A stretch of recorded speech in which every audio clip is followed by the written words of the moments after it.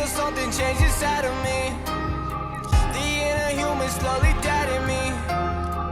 I feel it come alive. The darkness brings me light. There ain't no stopping it, and you will never hide from me. Pain of the change. What have I become? A creature of the night, ruled by moonlight. The pain of the change. This body's no longer mine. Feel wild and free, but caged at the same time. It's hard to be human, think human, feel human. A hunger's arising inside of me. The beast is alive and break it free. It's hard to be human, think human, feel human. Keep putting more chains on the beast. Hope it don't break loose. You better hope so too.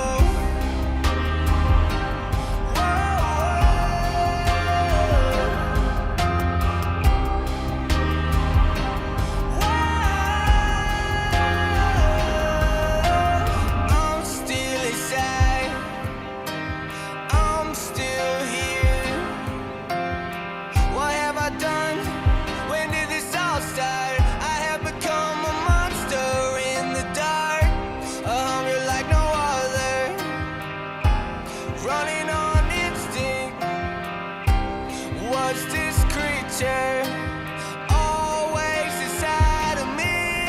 The pain of the change. What have I become? A creature of the night, ruled by moonlight. The pain of the change. This body's no longer mine. Feel wild and free, but caged at the same time. It's hard to be human, think human, feel human. A hunger's arising inside of me. The beast is alive and break it free. It's hard to be human, think human, feel human. Keep putting more chains on the beast. Hope it don't break loose. You better hope so too. Whoa, you better hope so too. Whoa, you better hope so too.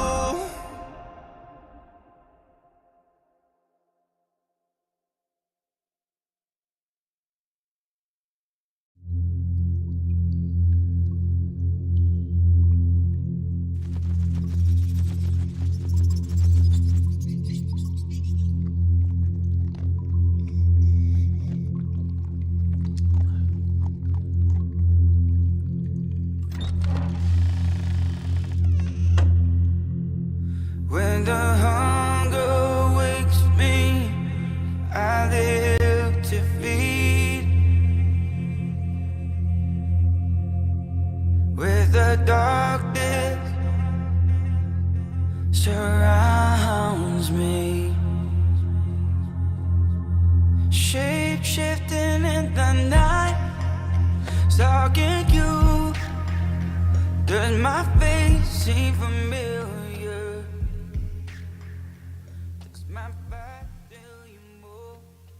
What actions you will and you, and the power that I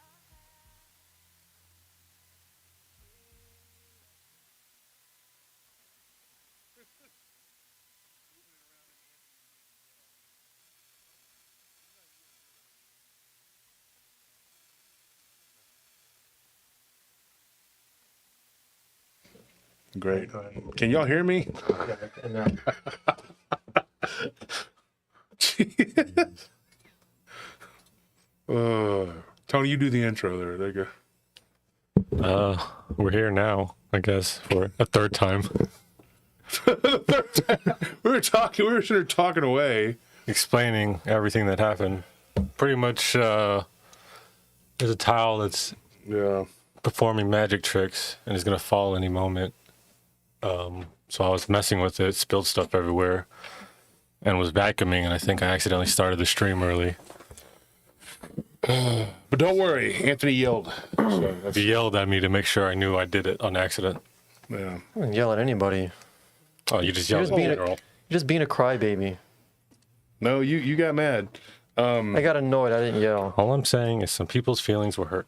They really don't know what a bully. You people and your feelings. They don't know Feelings. Why don't y'all should just be more robotic and not feel things. Always with the feelings. They don't know what we go through, Tony. It's all right. Y'all go through a lot of feelings, obviously. Anthony fears the AI invasion so much that he decided to just join them ahead of time. become a Borg. Join the winning team. The cyborg. He's like, well, they're gonna win anyway, right? They're gonna win. Just be like a total piece of crap and just throw your lot in with whoever's gonna win, regardless of morality. So this shirt right here, just see, because I don't even know if y'all have seen this.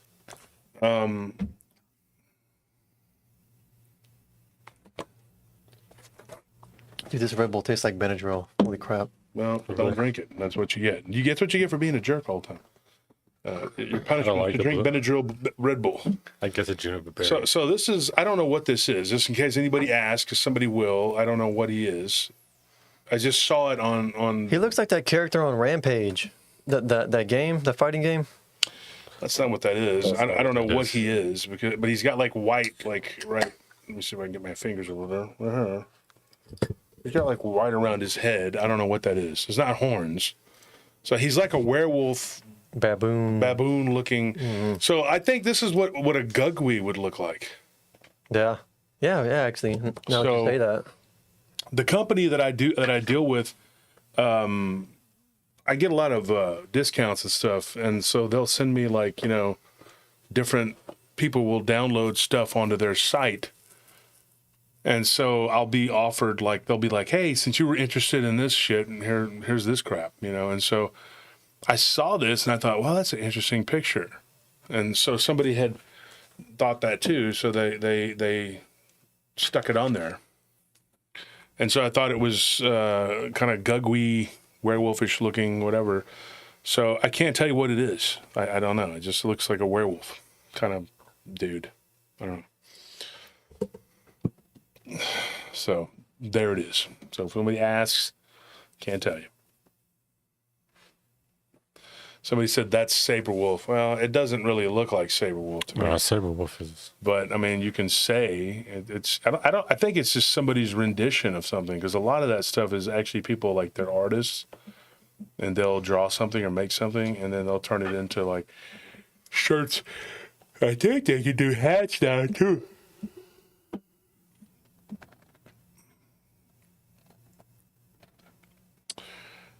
It's hot. Did you guys turn the AC? Yeah, it should be cooling off. Okay.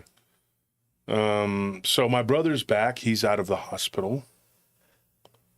And so that's a good thing.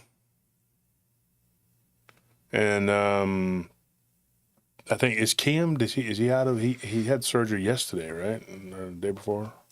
Yeah, I haven't been able to check in with him. I think he hasn't had his phone. Okay. And Scorpion's excited. He's about to have a 5-day vacation. So he's working tonight. He's working until 11, and then he'll be out. So congratulations to him.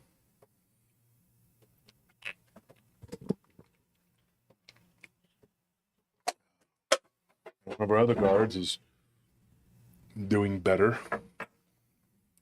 She'll be back to work tomorrow night. So that's good. So people are healing up. Right? We're doing better. Trying to get some people up in the chat up in here, and so we can get started. We have some stuff to talk about for sure, man. Okay, so it's been an interesting weekend, to say the least. So I got a message from somebody earlier. Mm-hmm. Like, it was late. I guess we would have been working last night. We had to go work after we did the show. But they said, right as we speak, there's something outside of my house, stalking around the outside of my house. They live in Kansas. And so I thought it was interesting because they live in Manhattan, Kansas. And they said there was something right outside of their house that was bumping up against. They have a double wide mobile, or it's not a mobile home, it's a manufactured home because it's not mobile. It's got the siding and everything. You know, it's planted there. But they said the walls aren't real thick, so it's not like this thing couldn't get through. It's a couple. She's Native American and he's Caucasian.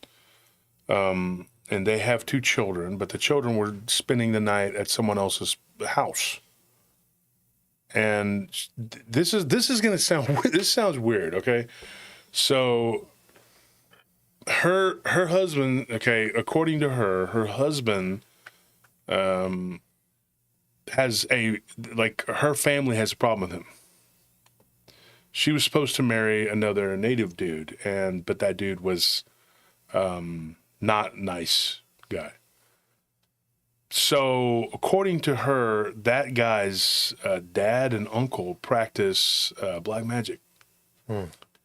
And they are on a reservation. I'm not going to say which one because she asked me not to, because then they would know we're talking. Unfortunately, her brother is friends with him. Right? And so, I don't know, it's a weird situation. The guy that she was supposed to marry, his family, like I said, they're into like black magic, and her brother is friends with them, and he gave him their address, which she said was a very not a cool. She used a lot of expletives, but she said it was a very not cool thing to do, because I was messaging back and forth with her and her husband, and I was like, how did this come about? What is this? Now, a while back, and if you watch the stream, if you guys at home or if you watch the stream, you know how people will call in on the Saturdays, the last 2 Saturdays. Some of these people, and there'll be a whole bunch of people in the queue. Not everybody got to speak, but you know, some of these people have given me their stories before. So this person says, go back and look at the story that I'd given you. So I did. I sat there and I was looking at it, and I was like, holy crap. So I went back and I found it, and it goes back to September. Well, the reason I didn't really get into that story is because it was right around the time of the conference, and the conference was very all-encompassing, so I didn't get a chance to really look at it. And so I saw what she was saying, and so it's a lot to unpack, but it's pretty crazy. So I went through this whole, and it's fresh in my mind. So I thought, you know what, maybe we could talk about that. I know it's but it goes all the way back to September, the first story she'd sent. And man, it's pretty compelling. She sort of eloped, I guess. You know,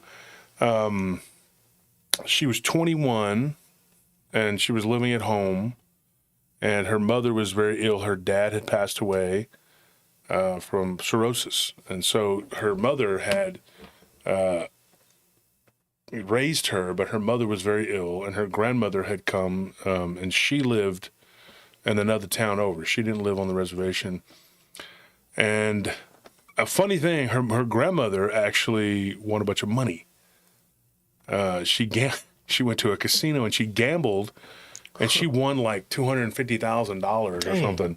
So then, get this. This is a crazy story. She takes like, I don't remember how much she said it was. And this is kind of funny. She says she took like 50 grand or something and went and set it down on the roulette table and won. Just put it all on red. Put it on black, yeah. And then she won. Those are probably your best odds at a casino. It's 50-50, I guess. Flat out. And she won. And so she walked out of there with like 300 grand or something. So her grandmother moved off the reservation, told her, come live with me, because her brother has been very abusive to her. So her grandmother... But her grandmother seems like an interesting character. Like, her grandmother knew that things weren't right, and she encouraged her not to marry this guy that doing black magic. Yeah, whose family was kind of powerful. And so she said, don't marry him. So they tried to threaten her and scare her. So her grandmother said that they sent a skinwalker, basically. She didn't call it that. She called it a medicine man. But that he came and like, so what this dude did, basically, he was coming to her house in the form of a coyote. And then at one point, she said that she witnessed him turn into this bird-like creature. Now, the woman that gave me this story, she said that her husband's from Kansas, and they met. She was working at a place, and he would go in there every now and then, and they met. And he said, I have land back in Kansas. Let's move. Let's run off and go to Kansas. And so they did. And they've been together ever since. Now, this was years ago. But she said that this dude never let that go. Like, he had been in love with her since they were young. But she witnessed him kick a dog to death, which made her not like him, And the grandmother said that his family was always kind of mean-spirited or whatever. So she ended up, she lived away from them in another town. And she said, come stay with me. So she went to stay with her grandmother at one point, and what was crazy, they witnessed this raven that would come and chase off all the birds, all the sparrows and the cardinals that they had. She had bird feeders, and this thing was gigantic. It was huge, and it was attacking and sometimes even killing the other birds. And she believes that it was this guy. And that he had learned the ability to shapeshift from his shamanistic dad and uncle. His dad is now deceased too, but the uncle is still very much alive, and he is not really involved, but he doesn't ever show himself or anything like that. But that he trained this guy along with his two sons. So they're kind of like bullies, Yeah. And so her brother kind of fell in with them years ago and started doing things that are not correct to do, Mm-hmm. And so what ended up happening now, she thinks that they are stalking them at their house. So she says that she believed that there was a Dogman-like creature roaming around the outside. And so she got my information from somebody who had given me a story, and that person was on the reservation. Now, you guys know there's a lot of natives that we are friends with. Mm-hmm. We have a lot of natives that have been on the show. There have been several who've given us stories too. And some of them donate, and some of them, I guess I'm in contact with quite a few of them, I don't know, I've had a couple of them tell me that they don't really, they don't interact with other podcasts the way they do us. So that's something I'm proud of. I'm proud of the fact that the native community looks to me as somebody that they can trust, and that they come to me with information and stories and things like that.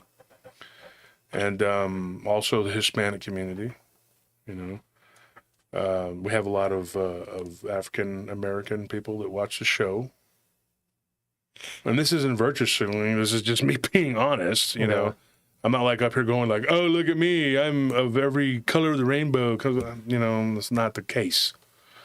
But, I do get a lot of people who are from various backgrounds, multiple different races, religions, gender, it doesn't matter. It transcends it all, who are eager to learn and want to know the truth and want to hear, these people's encounters, or they want to tell their own encounters, or they want to know the origin of things. So that being said, she says, I want to give you my story. Now, I felt neglectful because I didn't see it.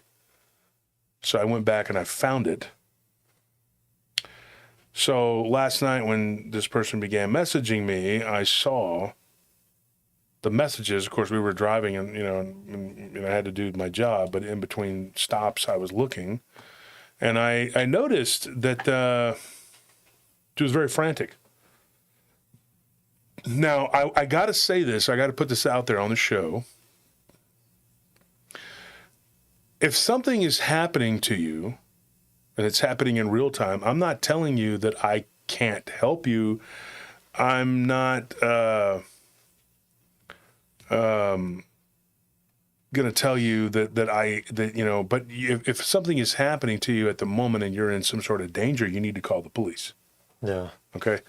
First and foremost, you're not going to get me somebody who's in Texas if you're in Kansas.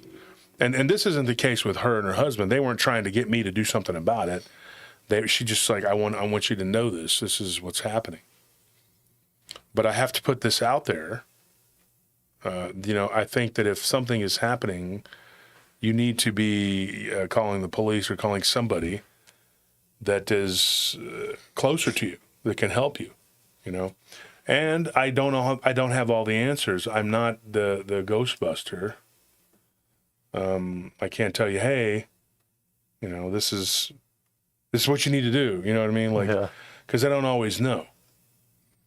Now, this individual that was stalking around doing what they were doing, she very much believes it is the guy that she was betrothed to, was supposed to marry.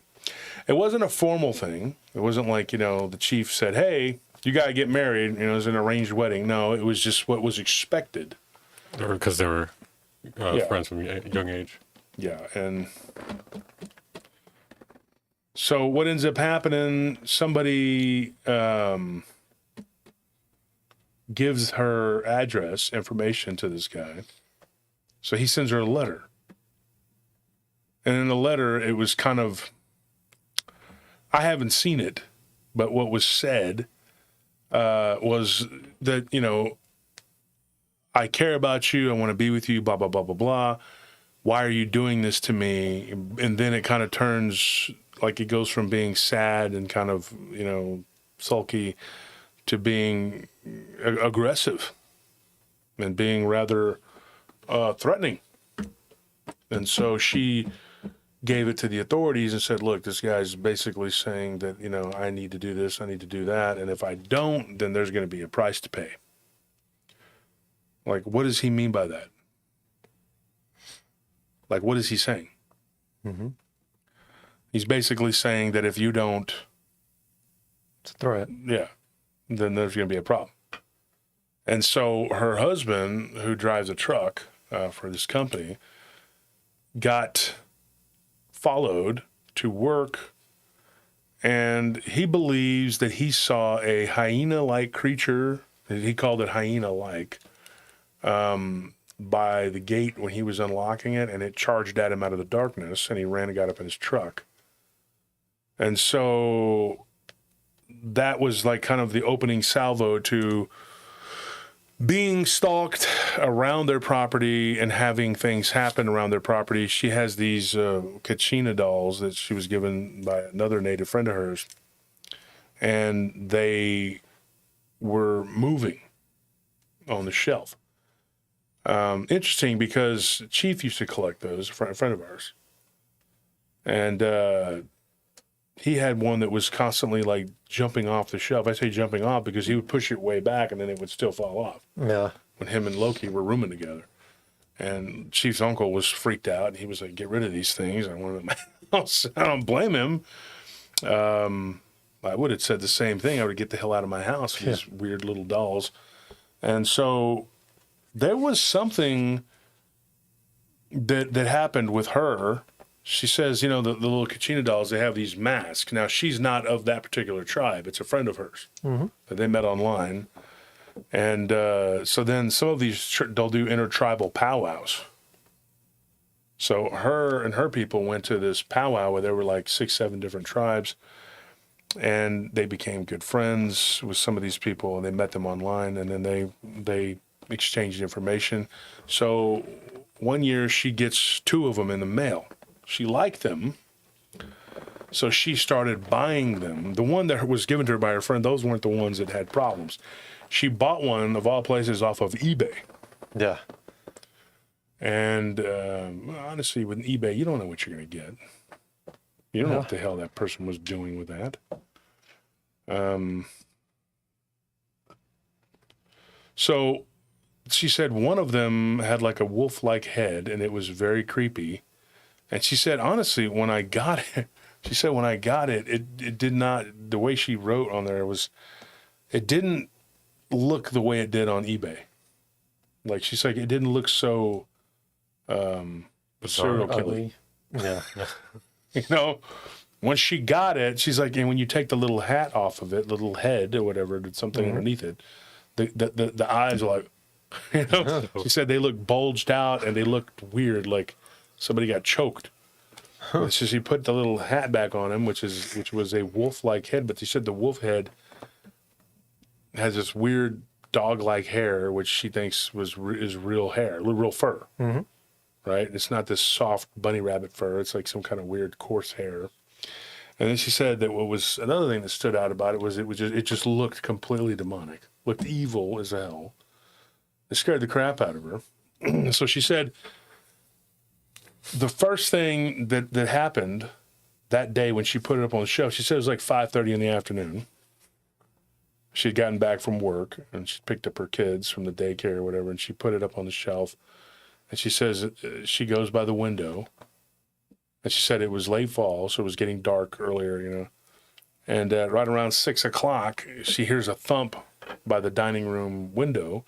She goes and she looks, and right there in the window is this thing standing there staring at her that looks just like the Kachina doll. Spitting image of it. So she felt, she fell backwards, you know, and like just narrowly missed hitting her head. And she said that she freaked out. She looked and it was gone.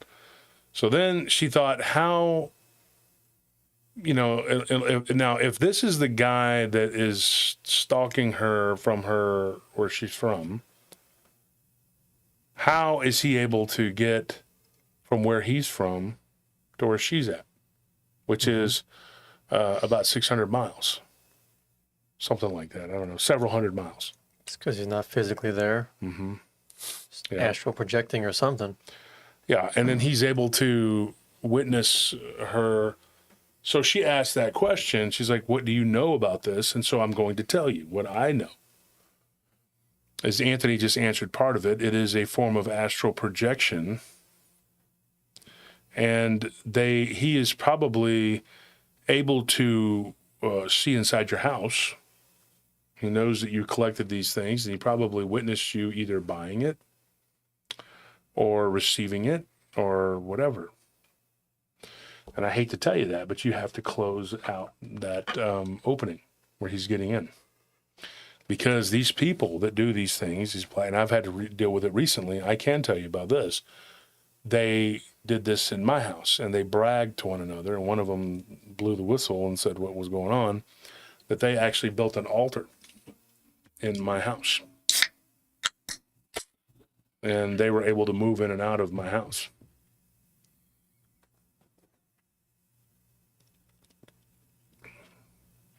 Well, congratulations, you got ran out. And then at the same time, they go around and they you know, pretend like we're the bad guys. Guys, if your name is not in green, then you need to buy a membership, and so that you can be entered into the giveaway. And tonight's giveaway, what are we giving away tonight? What do y'all want to do? Books? You want to give away books? Yeah, the autographed books are always a hit. Yeah, people have asked about the L.A. Marzulli books. Now, I haven't gotten those yet. I still have to order them. And L.A. still needs to sign them. So Then get sent. Huh? No, then they still have to be sent. Your ID? Jeez. I just heard a bang. I thought it was a skinwalker in there, man. If he comes in there, beat him up, shoot him. So, all right, good. So, well, human being says can't afford it. Well, the membership's only $5. So it's a real cheap thing. It's not an expensive thing, and we do this so that you will have something for being a member. You'll get something, because people were buying memberships, and I didn't know what to give them, because a lot of my colleagues, and there's nothing wrong with what they're doing. I mean, a lot of them they actually will, give you members only content. But we are determined here at PRT to not put anything behind a paywall. I don't want any of my stories or any of my information. I don't want you to have to pay for it. Yeah, Okay. we decided that from day one. And we have stuck by that. Now, that has, honestly, that's probably cost us financially, quite a bit because, we do a good job here and we could easily take people's encounters and put it behind a paywall. But the people that send us their encounters, they're not getting anything for it.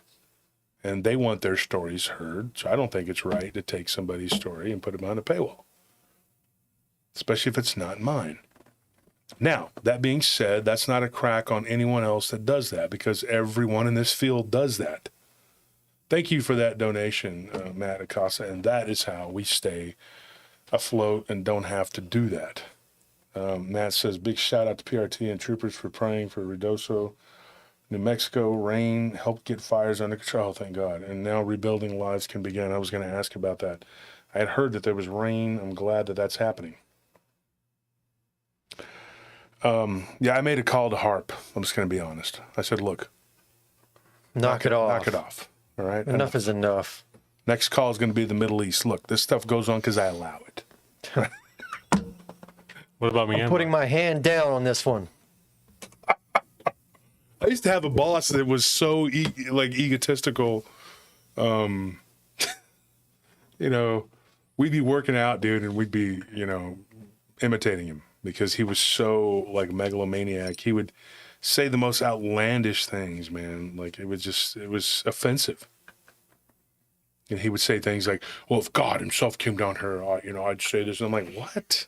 And then when he hit hard times, it was almost like, well, you kind of had it coming, dude. I mean, you said a lot of things, Yeah.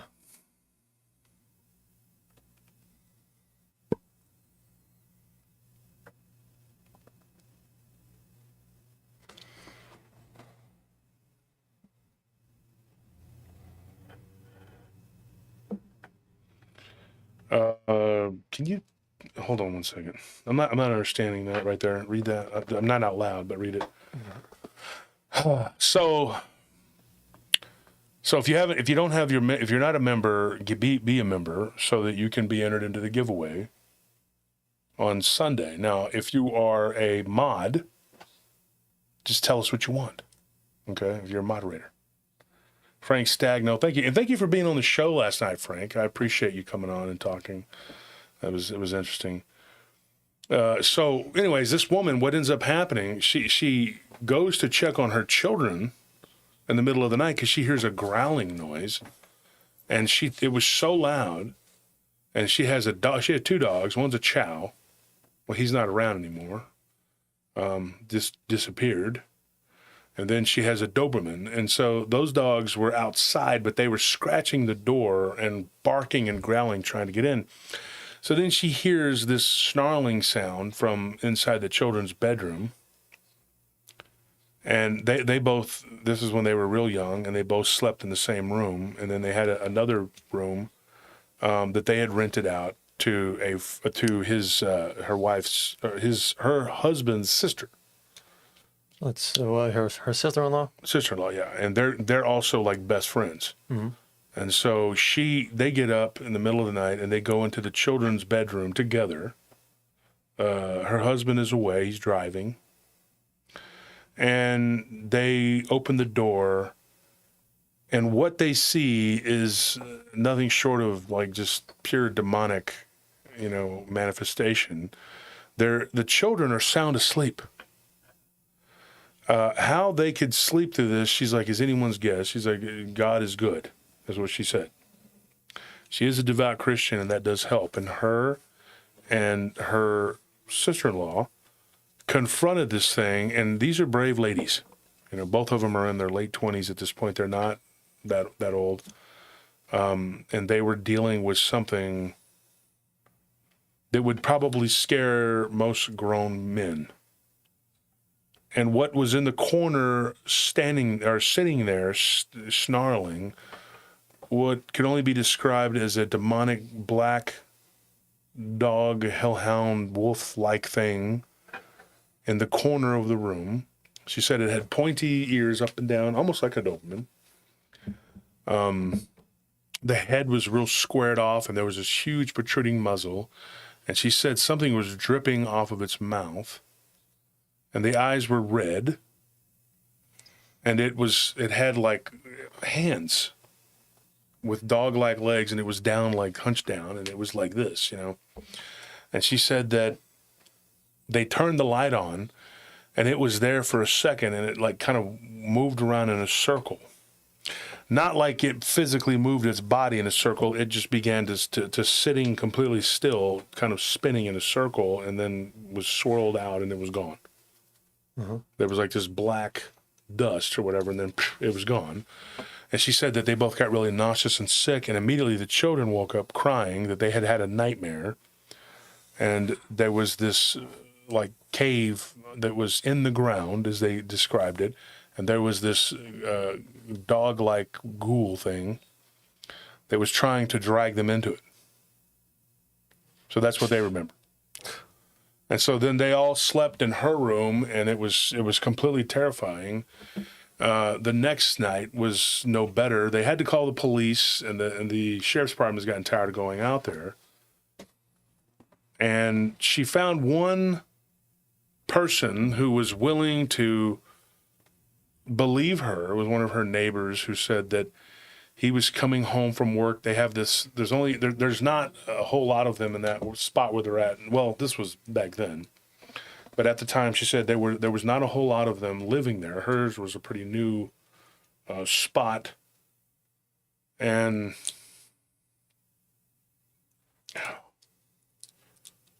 so, yeah, what did they tell the police to get them to come out? I didn't ask that. We didn't actually speak. It was just what I read.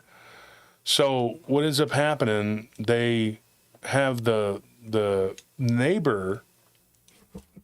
She said that the neighbor was coming home from work, and they have like this long kind of like drive, whatever, and then they turn off onto these different roads, and then they all kind of have their own little area.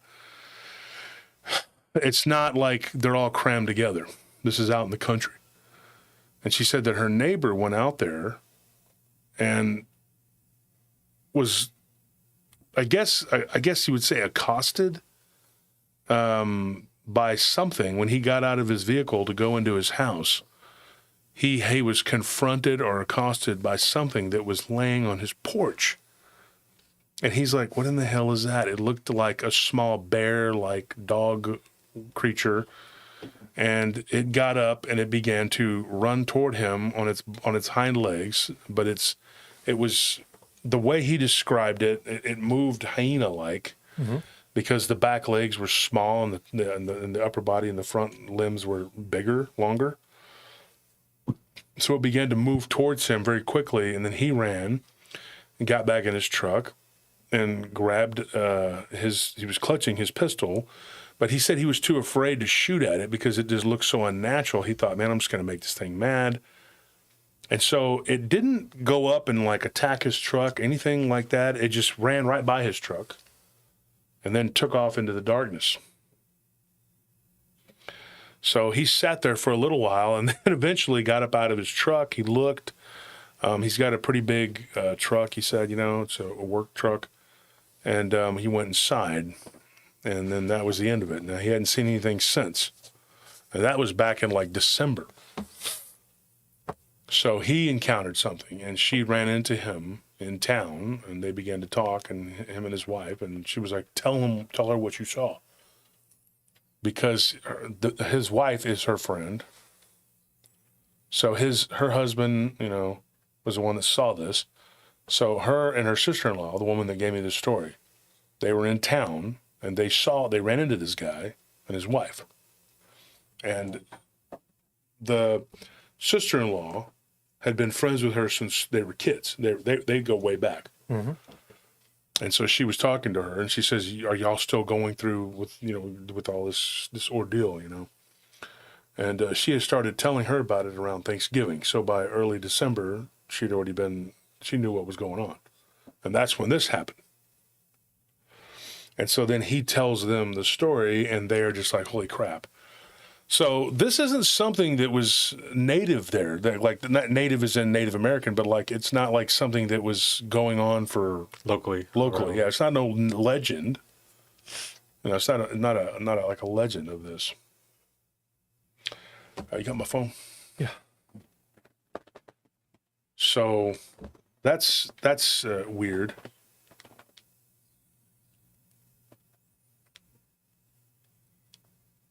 Mm-mm.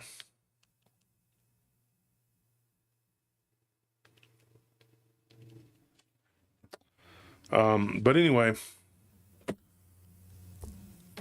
Manhattan, Kansas is known for Kansas State. And the only thing I know about it is the campus is haunted. I know that there is a ghost there in the, I did some research on that place years ago. There's a ghost that is known to be cantankerous in the theater wing of the university. And so that's the only thing I've ever heard from there. But this isn't in Manhattan. This is just around that area. So she said that, they are now going to move because it happened again. And she thinks that it started with this guy deciding that he was not going to be okay. Now, there has been multiple supernatural or paranormal entities or incidents that have happened, and she thinks that it has something to do with this guy. And to me, I mean, it just smacks of like a skinwalker. Yeah. Or a shapeshifter of some kind. And it's something that's probably being done, through the use of dark magic, dark energy, like black magic. Chris says, this guy down the street from me in Buffalo, New York. Chris 716, you see it? Yeah. Read it over here because the chat's moving fast. It says he was chased by a cat-like monkey creature. Anyone never heard of that kind? See it on the other side there. There it is.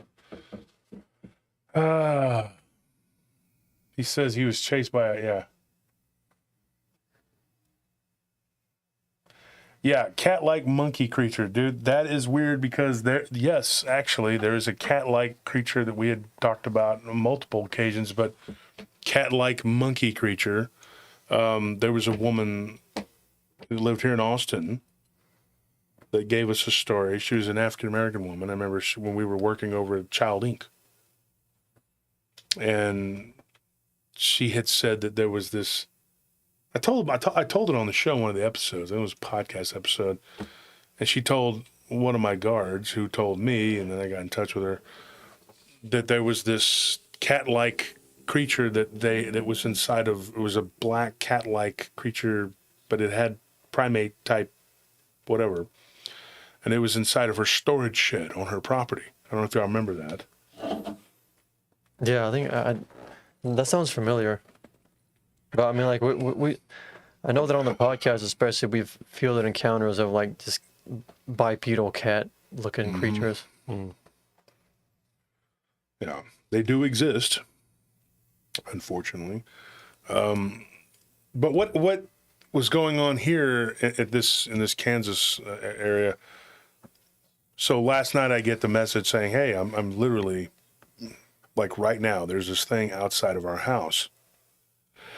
And I guess you get to a point where the police don't respond. They're not really interested in helping. Mm-hmm. So we'll keep you updated on that. They didn't see it last night, but she knew it was there because she heard the knockings on the walls. And one of her dogs has gone missing. Now they keep the other one in the house, and he was growling and barking and going from room to room trying to confront whatever that was outside. But anyway. Mm-mm.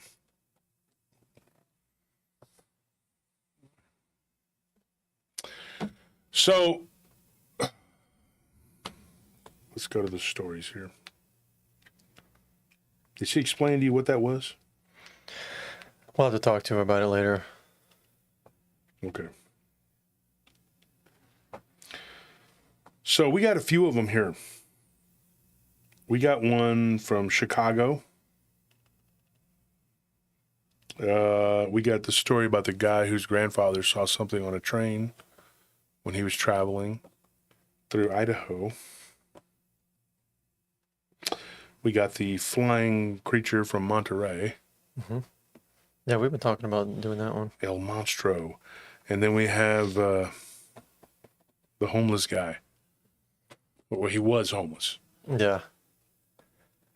So, Let's get into that one with the homeless guy. That seems good. yeah, this guy, his nickname is JJ, and I've known him for a little while. And he actually, I met him, he was a pizza delivery driver.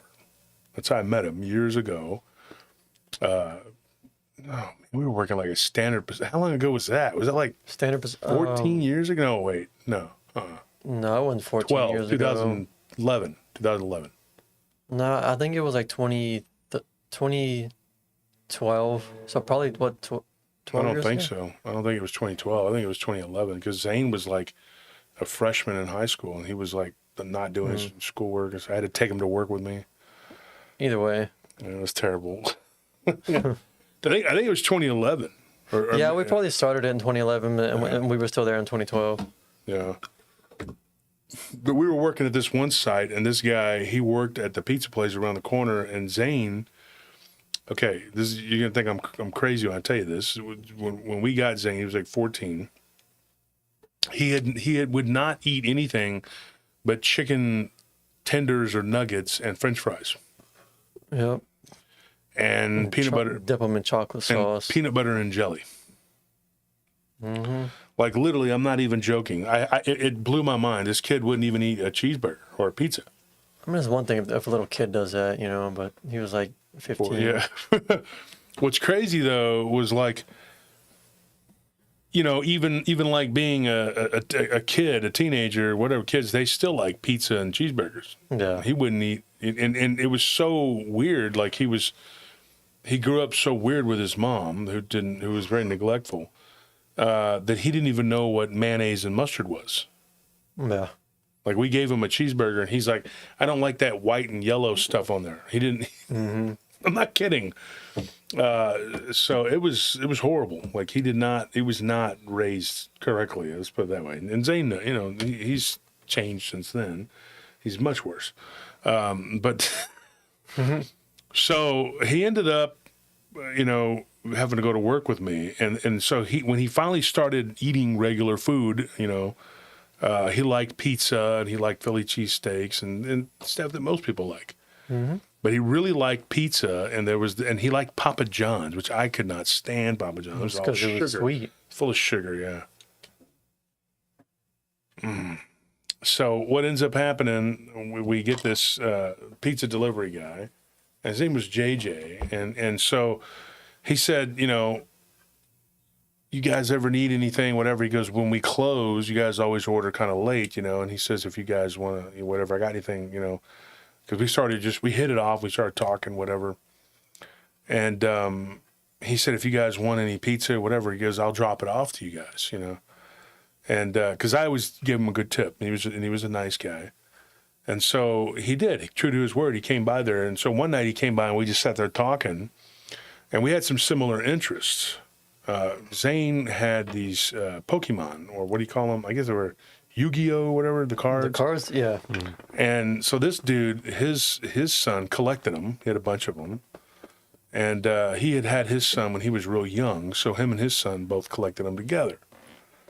So his son, he said, me and my son, we collect them, And so they became friends, and we all became friends, me and Zane and him. And he, would stop by sometimes and bring us pizza or whatever. And Zane had Pokemon and Yu-Gi-Oh and all that other stuff. And so he would trade with this guy. This guy had doubles or whatever. And he came and he had a box of them. We were looking at them.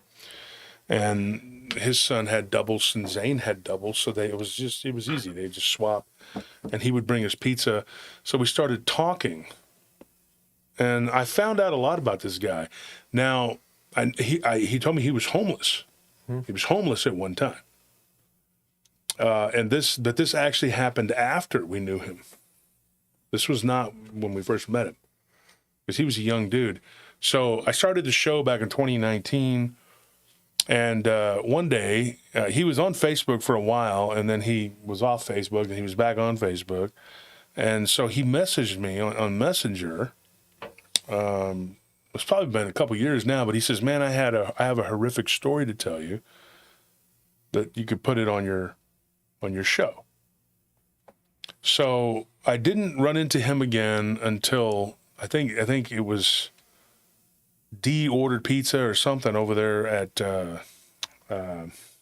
Papa John's. Yeah, it was Papa John's. And he ordered a pizza or something, and it wasn't. I don't think it was Papa. It was something else. It was another place, and he showed up. Okay. And so I was like, "Oh, what's up, dude?" So he's delivered pizza. And I used to deliver pizza years ago, and you can make money. You can do it if you got an old beater car that doesn't take a lot of gas, and especially now with GPS, Hybrid cars. Oh. we had to use the maps. Oh yeah. So he showed up and he was telling me and Dee, and I can't remember where we were at. It wasn't at William Cannon, it was somewhere else. But anyway, he showed up and me and him were talking, and so he was still delivering pizza, and he asked me about the show. Now this was a couple years ago, maybe 2022 or something like that. And I said, "Yeah, I still got the show, whatever." He goes, "I still have that story." So recently, out of the blue, he hits me up with this story, and it was probably about a month ago. It was it's been longer now. It was early May. I remember it was right before Dee's birthday. And so anyway, and I think Dee was there when the guy was telling us the story. I don't know if you remember Dee. He's in the next room listening. But the guy had told us the story, and then I didn't eat the pizza because at that time I couldn't eat because of the salt and everything else. Mm-hmm. But Dee loves to destroy his blood sugar and his health. So, that's what he does. Bad health tastes delicious. It does. It really does, unfortunately. Yeah. But so anyway, JJ gives us this story, and he says, "Look, man, I was homeless." He's like, "After I first met you, I went through a bad divorce. My wife took my son," and he goes, "and then I got on this medication, which made him suicidal." And he said, "I was on death's doorstep. I was ready to give it up, man. I was done. I was drinking." And he said that this happened here in Austin. And I'm going to tell you, there was a subdivision that had been built on what at that time was kind of on the outskirts of town. Now it's not on the outskirts of town. Now it's like built up. Let's put it this way, it's east. I'm not going to say where, because I don't want people going over there and then saying, "Well, Josh Turner said on his show, I'm going to come over here and look for this," because people do that more than a few times. So this guy was homeless, and he was wandering around a subdivision, and it was, let's put it this way, it was adjacent to one we worked at. You remember the one that had all the skunks? Oh, yeah. You know what I'm talking about. Okay. Down the road from there, and we were just talking about that road the other day, and Anthony, you were like, "Why the hell is it so effed up over there?" Yeah. And I said, I don't know. I'm not, like I said, I'm not going to say. Let's just say it's on the east side. So anyway. Stinky Lane. Huh? Stinky Lane. Well, with all the skunks. Yeah. So he ended up wandering around, and he would find places that were either under construction, or had just been built, and he would crash for the night. Mm-hmm. Well, this place was not under construction. It had already been built, and it was a few years old. And he went into this subdivision, and this is freaky, dude. So he goes, "I stayed the night there, the first night." And he goes, and then, I set my alarm, come 6 a.m, workers or whatever will be showing up probably to, do whatever. And he said that there were 2 or 3 of these units that were for sale, and they were under renovation. So I guess what had happened, the original, and this happens all the time, these houses that these builders throw up, they're dog shit. Let's put it that way. Oh yeah. And if they have a warranty, then they'll have to come and they'll have to fix it. And it's a piece of crap, and they'll have to fix it. And so these had some kind of issue. So 2 or 3 of them were vacant in that subdivision. They had already been built, but they were being renovated. And it had something to do with the plumbing, or at least is what he said he thought. So he ended up going into one of these houses, and he stayed in one the first night. So then the next day he goes and he says, and then I just wandered around all day. And he told me what he did, as a homeless person, and which I could kind of, figure out. And then he said, when it got dark, I went back over there and I looked and the workers had left. So I broke back in. He's like, and I went inside and I went to go to sleep. Now he said the first night he was in there, he heard something. Like he heard some noise. Something was there, and he couldn't, like he just kept, like he goes, I was so tired, I kept just telling myself, it's just nothing, I'm just going to ignore it, I'm going to go to sleep. And he heard what he thought was whispering between like 2 people. And he said, but the second night, he goes, it was more pronounced. And he says, about 1 a.m., I hear, boom. Just like, like if something were to fall from the ceiling onto the ground. It's a 2-story house. And it was, just boom, like a thud. And he was like, what the hell was that? So he sits up, and he says, I didn't have much of a weapon. I just had a knife. I had a big Bowie knife. That's all I had. He's like, and I mean, it's formidable, but if, it's not going to do a whole lot if somebody has a gun, And he said, I'm brandishing my knife at that time. And I'm like, I'm sitting there and I'm thinking, should I announce? Is there another homeless person in here? Which happens. Yeah. Because there's a little wooded area right there. And you probably know where I'm talking about. It's on the next spot over from where we used to. So he got his knife and he says, and then I hear another thud. Boom, boom. And he goes, okay, now I know I'm not imagining things. He's like, so I grab my backpack and I get up and I start walking down the hallway. And he said there was a downstairs like room that he was sleeping in, but there were like 3 bedrooms upstairs. There was like this big master bedroom downstairs and 3 upstairs. There was a basic 4-bedroom house. And he says, I was creeping around and it was a nice house. You could tell they built it to look nice anyway. And he says, I'm creeping, around, and I'm like, I see something move through the kitchen area. He goes, and it's dark in there. There's no electricity. He goes, but I had a flashlight. He goes, and so I shined it, and then I heard something kind of skitter. And he said it sounded like something on all 4s, but I couldn't be sure. He goes, I'm not a hunter, tracker, whatever. He's like, dude, I'm not any of that. He says, the best job I ever had was working on a loading dock. He goes, I'm a pizza delivery guy, I'm not a survival guy, So, because I asked him, I said, well, did you, was it on 2 legs or 4? He goes, I couldn't tell at that point. But then later he found out. So he goes into the dining room area and he was going to kind of try to look, and there's like this island, and he wanted to go and see around the other side to see if he could see something. So he kind of sneaks over there and he shines his light, and whatever it was turned the corner, and he just saw like this long, thin thing, like just a long, thin thing go around the corner.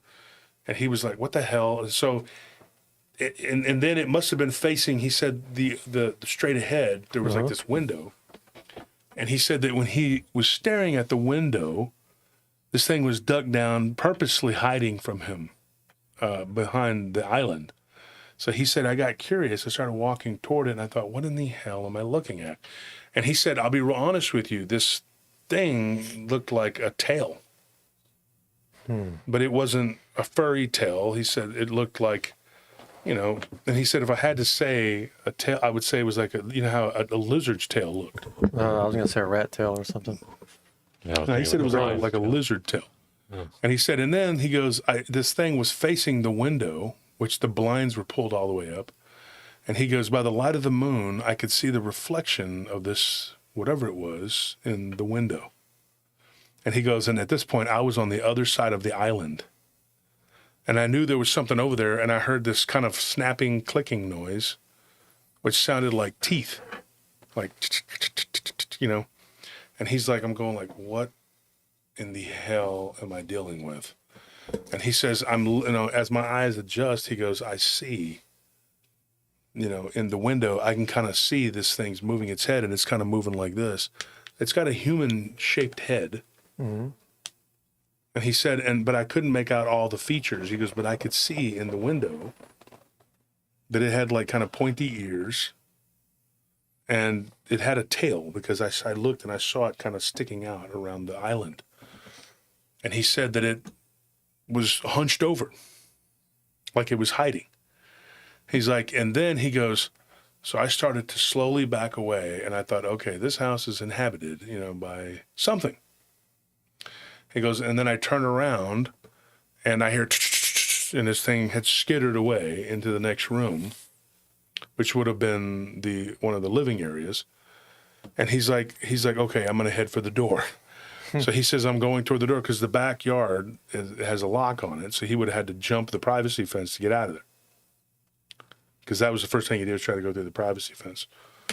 And he said, when he first got there, and they had locked it. So he goes, I had to go out the front. He goes, so I'm going to go out the front, and I hear this kind of noise. Door opening? Yeah, and he realizes that there was something that he had left, very valuable, which was his wallet, his phone, and it was all in like a little pouch that he had. And so he has to go to the back to get that, okay? And he had dropped his backpack, which had his clothes and stuff in there, And he said, I was carrying too much gear. And so he says, I have to go in to the back. And so he starts to walk down the hallway, and he hears the door slam. So then he realizes, like, he has to walk by one of the rooms, that something is in one of those rooms. And he's like, I don't know what that is, but he's going to hazard to guess that it's probably the same as one of whatever that is. Or it could be the same creature. He said creature, one of these creatures, as he called it, and it ran down the hallway past him really quickly. And so at this point, he's like, I'm scared to death. He goes, all I have is my flashlight, and I'm like walking down the hall. And I have the knife, and I'm ready to stab, whatever it is. Mm-hmm. And JJ's not a big guy. He's not. He's kind of thin like y'all, and he's not real tall either. He's a diminutive dude. He's not real big. And he said, he said this too. He's like, if I was your size, or somebody like you, I'd be a lot less afraid. But he goes, I'm not a big, strong dude. What's going on? What happened? I don't know.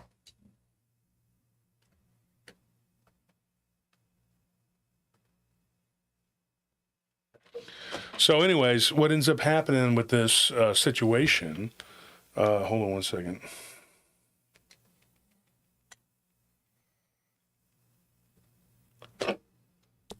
And so what ends up happening with this situation, he's walking down the hallway. At the end of the hallway is where the room that he has his stuff in. He gets in there, he shines the light, and he's like in a hurry. So he grabs his smaller bag, and he, puts it on. It's like let's be honest, it was a fanny pack. Okay. I kind of teased him about it. I said, well, you should have had it on you anyway. Because I was just tired. I got up and went to go see what it was. So he grabs it, and he's getting ready to walk down the hallway. The door that he had heard slam shut was now open. And he was going to have to walk by this room where this thing was, whatever it was. The door's open. And then he starts hearing this kind of hissing noise, and he's like, what the hell? So then he goes around to the front of that room where he was in, and he debates about kicking in the glass and just crawling out of the window. And then he turns and he looks and he sees something in the corner of the room, which he had not seen when when he walked into the room. There was something standing there in the corner of the room, which he thinks came out of the closet. And it was whatever these things were. Now, whenever he shined his light on it, he's like, dude, I don't know what the hell this thing was. I don't know what these things were or what they, he's like, but there had to have been 2, maybe 3 of them, right? He said they had hair on their heads, like a person. The heck? They had pointy ears, okay? He said they looked like, how you would say, like an elf type creature, an elf. He said their skin was a bronze gold color, like a bronze looking thing. And he said that they looked just evil as hell. They had this kind of like underbite, and they had these weird like teeth, these big jaggedy looking teeth. And he said that they were just grotesque looking creatures, and they had a tail. And he said that they were not nude either. Like they had like sort of like the way he described it sounded kind of funny, but like what looked like diapers. Like they were wearing these big underwear, yeah.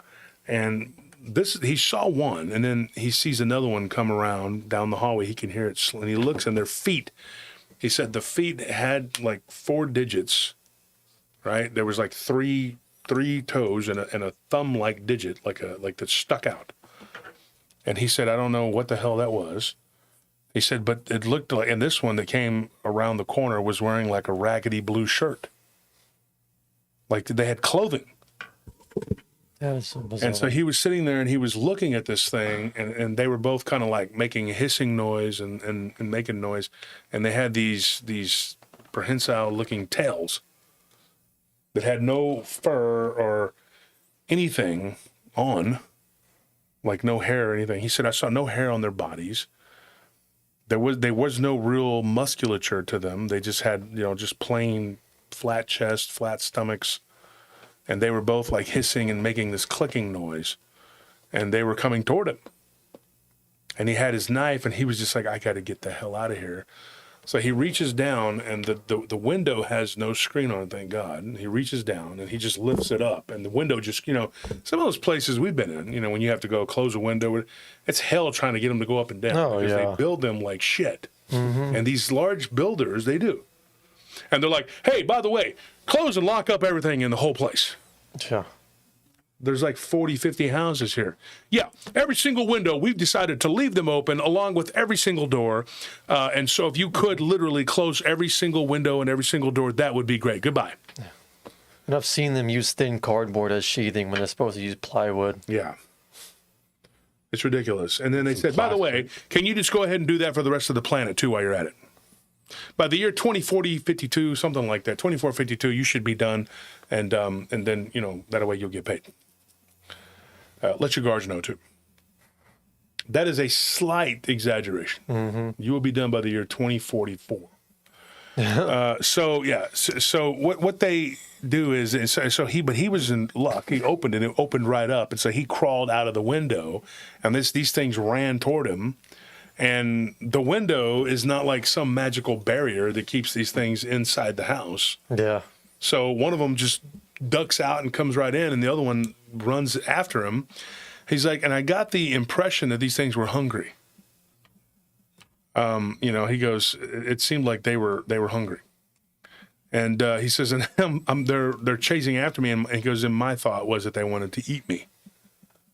And so he's like, dude, I'm running, and there's like this area where these people park, the overflow of this subdivision, whatever.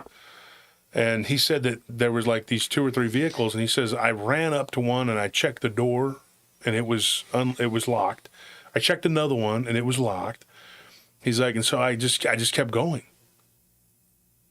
And I found one that was open, and I get in it, and it's not a big car. It's like a Toyota or whatever. He said it was like a Celica or something. He's like, and I get in it, and these things just run right up and start beating on the car window. And the other one jumps on the hood and is beating on the front of it, and they're starting to crack the glass. And he's like, and like I said, all I got is a knife. He's like, and at this point, I'm sitting there, and I'm thinking I would get in the one car that doesn't have the alarm. You know, there's nothing. It's just me getting attacked. And he goes, it's like 2 a.m., 1:30, 2 o'clock, whatever in the morning. And there's these two creatures. And then he goes, and I look, and I see a third one run up and boom, hit the window. And he said, this one, same thing. It looked like it was wearing a dirty diaper or something. And he was like thinking, what are these things? And they have these weird looking tails. And he said, if you were to take a monkey and shave it and mix it with like an elf, that's what it looked like. But with big canine teeth. You know. They didn't have a snout, like they just had like this flat face. There was no snout. Oh. Thank you for that donation, Delana. So, and I asked him that too. I said, did it have a say? Can you give me a prime? Can you give me one? Mm-hmm. Prime. So without a snout, I don't know what to classify that. I can't say it's a Dogman because it's not unlike something. It's not like unlike anything we've ever heard. I mean, we've heard of things from the inner earth looking kind of similar, along the lines of whatever that is. But the noise that was being made. There was a guy that came out of his house. Thank God for Texas. And he comes out with a gun. Sure. And he's, and he hears this ruckus, and this dude, literally, this part was kind of funny. He comes out, and he's like in his underwear and cowboy boots. So I guess he just threw on his boots and came out and was like, what the hell? And he fired a couple shots, and these things turned and looked at him, and then they all just kind of scattered into different directions. And he said that at that point, he was sitting there in the car, and the guy was just sitting there kind of like, like scratching his head, like, what in the hell was that? And his wife comes out, and she's like in a robe, and she's like, what was that? And then another neighbor comes out, and that neighbor and the wife didn't see anything. It was just him and that guy. He gets out of the car, and he's like, look, man, I'm not trying to steal this car. And the guy's like, okay, it's not mine anyway. It's my neighbor's. And he was like, did you see? He goes, yeah, what the F was that? What was that? And he goes, I was like trying to sleep. I'm homeless. He's like trying to explain. And he said, while he's talking to this guy, one of these things comes around from the other side of the car and is growling. And the dude just like fires at it. And then the thing runs. Well, through all the gunshots and the weird noise, whatever, the police, there's like sirens, whatever. So he's like, look, I got to go, man. I'm sorry. I'm just going to leave. And the guy was just in shock. He's like, yeah, okay. And so they ran inside. And so I said, what happened? He goes, I don't know. He's like, I got the hell out of there. I ran the other way, and I got away from there. And I said, well, why didn't you? I know you were sleeping but here in Austin, you're homeless. They'd probably give you a slice of cake and a badge. Yeah. And he was just like, he kind of laughed, and he was like. He's like, well, I wasn't going to wait around to find out if they were going to give me birthday cake. I didn't say birthday cake, JJ. I said cake. I didn't say it was going to be for your birthday. You might be chocolate. It might be German chocolate. I mean, there's all kinds. I don't know. But anyway, the point is that, strawberry sugar. You don't know that it's going to be yellow cake with chocolate icing or whatever, Well, we don't talk about yellow cake. But hope it ain't no yellow cake. Better be German chocolate. But anyway, he says that he left, before the cops got there. So he doesn't know what the hell happened or what they told the cops or what that guy with the gun said. But he said, thank God that the guy came out with a gun in his underwear and began shooting. Yeah. And of course, it's Texas, so he came out in his boots. I thought that was kind of funny. But you got to chase him down. Yeah. In your underwear. Well, he didn't chase him down, and then they ran back inside. But he was like, dude, he goes, I was gone running. I just kept running. He goes, and when I got to the main road, which is always full of riffraff, and he's like, I get to the corner store. He goes, and I see a prostitute and a crackhead out there, and I'm thinking, thank God. Yeah. He's like, I'm so glad to see you. I'm safe. And she's like, what, honey, you need a date? He goes, no, but I'm happy that you're here turning tricks. Yeah. And you, Mr. Crackhead, Thank you for being here. Thank you for being you. The guy's, hey, no problem. Well, smoking crack. You want something? He's like, no, okay, good, more for me. Whatever. He was happy though. He was like, what the hell is going on, dude? I am the F out of here, you know? He goes inside the store. It's a close call. Yeah. I saw something worse than whatever is going on out here. You know? And so he goes inside, you know, and he talks to the manager of the store. And so the manager, the night manager guy, whatever, works up there. And he's like, I don't know why I did this. He goes, I just blurted it out, Wolf. I go, I just saw some weird, like, lizard monkey people, you know, whatever. And the guy was like, he was like an older, like, kind of stoner hippie dude. He goes, oh, yeah, man, yeah. I see him all the time. You know? Yeah, I bet you do, Shaggy. And he goes, so he goes, originally I was sitting there going like, yeah, you see them all the time. Because I was kind of mad. Because at that point it was like he was trivializing it, acting like Chong, you know, from half of the Cheech and Chong duo. And I just wanted to slap the guy. He goes, and then the guy goes, yeah, where were you at? And he says, I was right up here, and he told him, you know, the name of it. And he goes, oh, yeah, man, that's Subdivision. Now, here's the thing. We almost had the account for that. We put in the bid on it, and we were $1 off, and because we were so slammed with work, we turned it down. So we, or you guys more at that time, because you know the time of year that when that was built, that would have been right around the time of the skunk infestation place. Yeah. So one of us would have probably ended up working it, because that's when that place was built. So I don't know. Here's the thing: there's a lot to unwrap with this story, but what the hell was it? Because when he told us this, it was pretty, it was crazy. So you have this weird creatures wearing clothes or some form of it. Maybe someone was taking care of these I was things. going to say, they seem like pets, you know, diapers, you're trying to cover them up. It's just weird. And it seems like they just got loose somehow and they were just starving. Or, You got a camera. There we go. yeah, but then all of a sudden they just run into the first guy they meet and chase him everywhere. And they'll get their ass shot off. I don't have any possible explanation. I've never heard of, like, just, like, this is one of the most bizarre things, like lizard, monkey type, that when wearing, like, some kind of cloths or something. Sounds like they were don't know. shaved monkeys. I have to think Those about are it for shaved, longer. weird monkey lizards. I don't know. Or like some kind of disease animal, maybe too.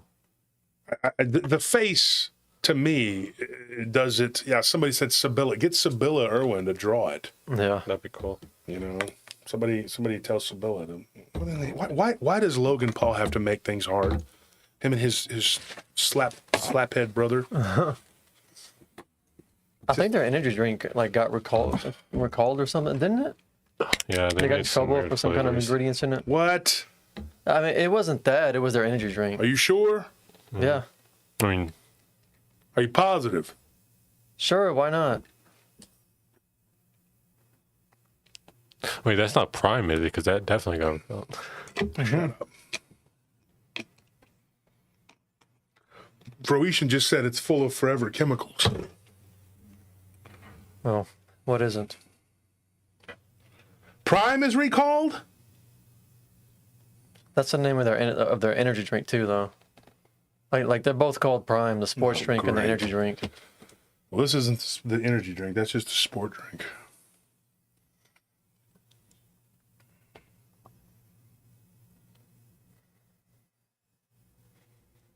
Okay. Somebody said I heard Prime was recalled. Well, somebody look it up because I don't want to be drinking some shit.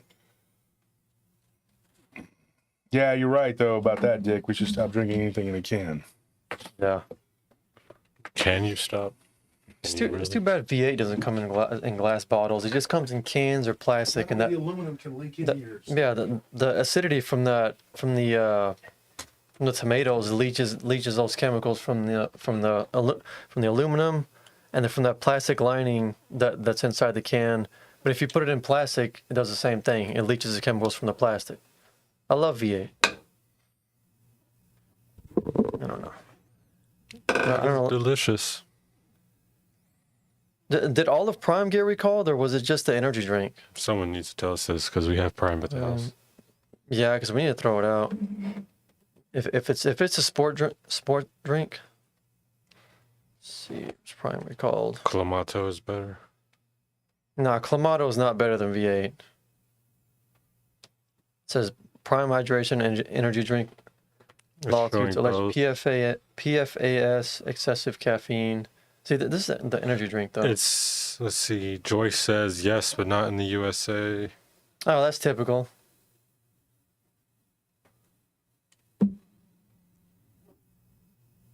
It was great flavor. V8 tastes like drinking vegetable sludge. It is a vegetable sludge. That's what it is. Mystical, why would I ever do that? That's what I have all of you for. Do what? Look it up. It's crazy. Okay. Everything is safe in the USA unless it's in California. Yeah, that's bullcrap. Yeah. So, Pretty sure Mountain Dew is used as a chemical stripper for in other the places. NX stripper, like it's Yeah. so. So give me your comments in capitals or your questions.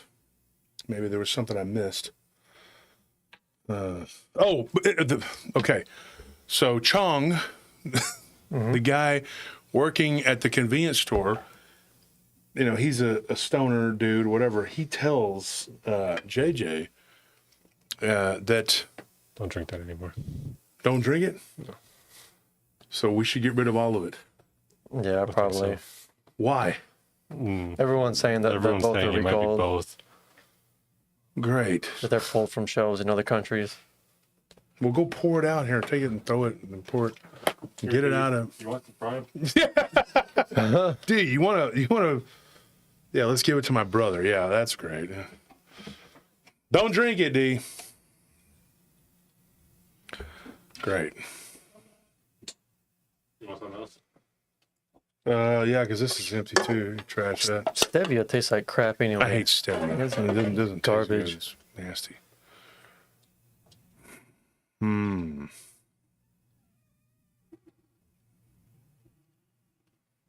Quantum Potential says, "Can you cover private equity?" So what do you want to know? What are you talking about? So what ends up happening? He talks to this guy that works at the convenience store, right?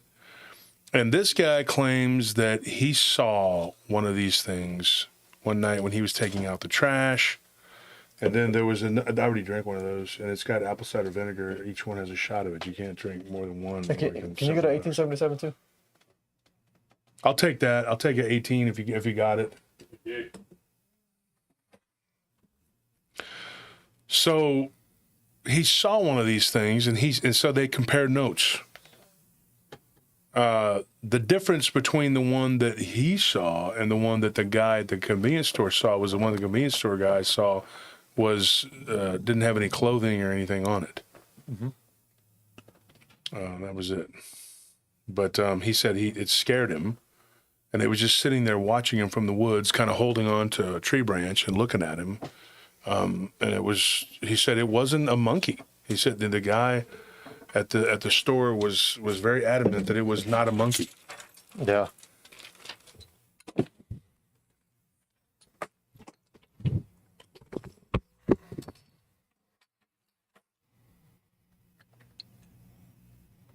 Well, they were doing wearing diapers though. Like, what's the point of that? Well, he didn't. What did I care? The way he described it, he said, "I don't know what it was." Is what he said. It looked like a diaper, like a cloth diaper. It wasn't a pamper. You know, but it. I mean, a cloth covering at all. Yeah, like what's the point? That shows like someone was taking care of them. Yeah.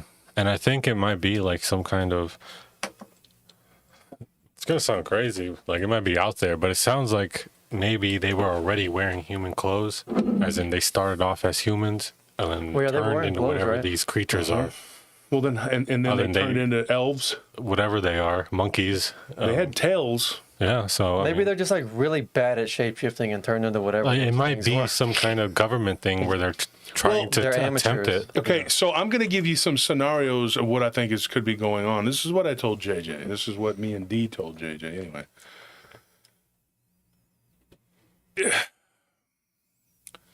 there were 2 labs. One we worked at. It was a cryogenics lab. Do you know what that is?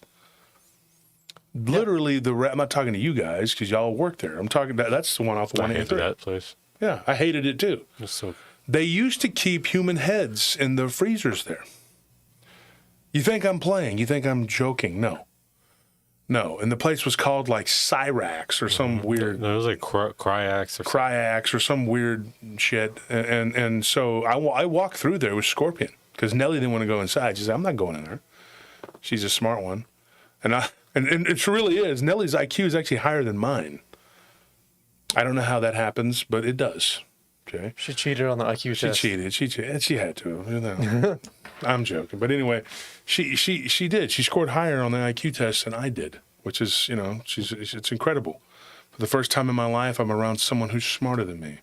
I still don't believe it, but that's okay. It's my way of coping.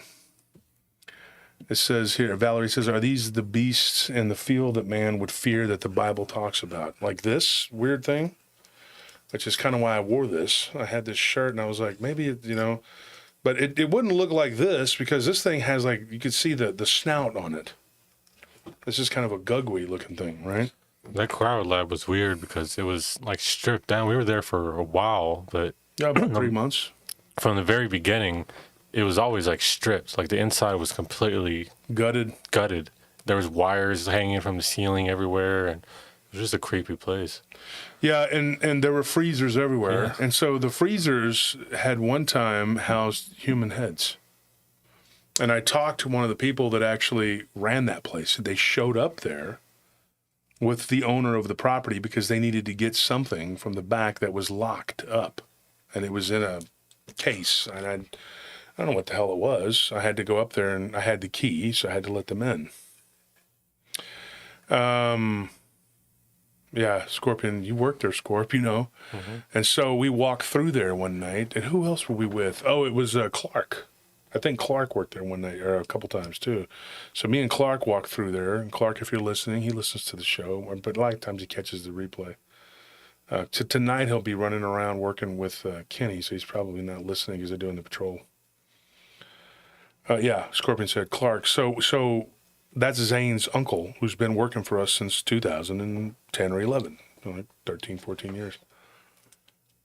And so we were walking through the facility, and I noticed that there were all these freezers, and when you open up the freezer and you look in there, it's a weird thing because you're looking at a freezer that housed human heads.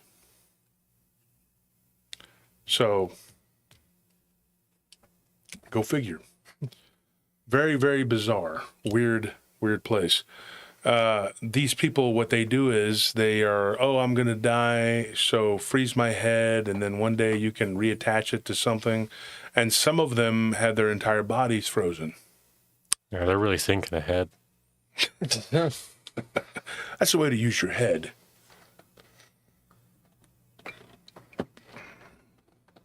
There was another place that we worked at where I wondered about. And one night I got bored.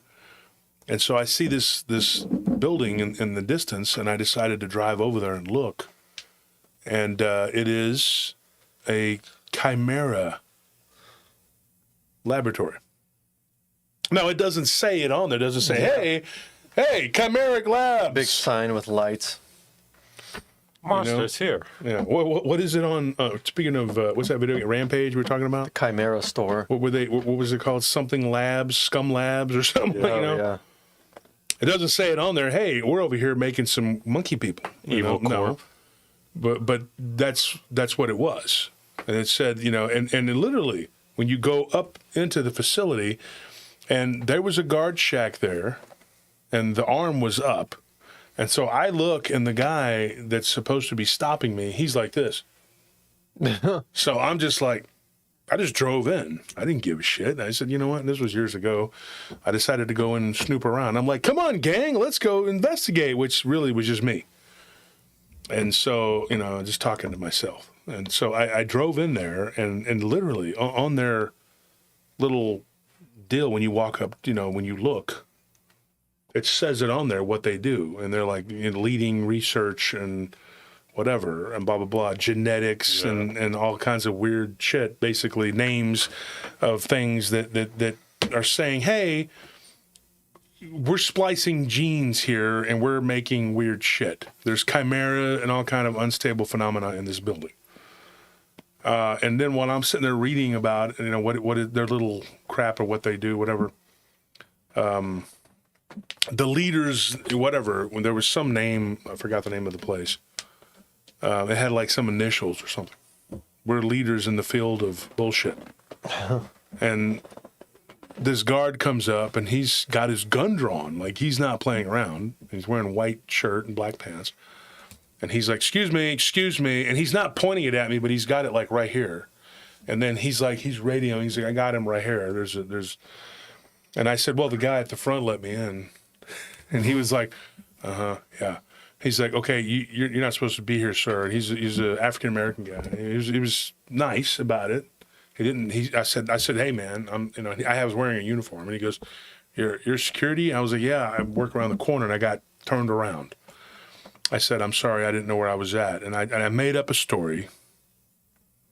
I just said I thought I was supposed to be working there. It was almost 11 o'clock. I'm supposed to be working 11 to 7. He goes, well, you're not working here. And I said, yeah, I can tell. I'm very sorry.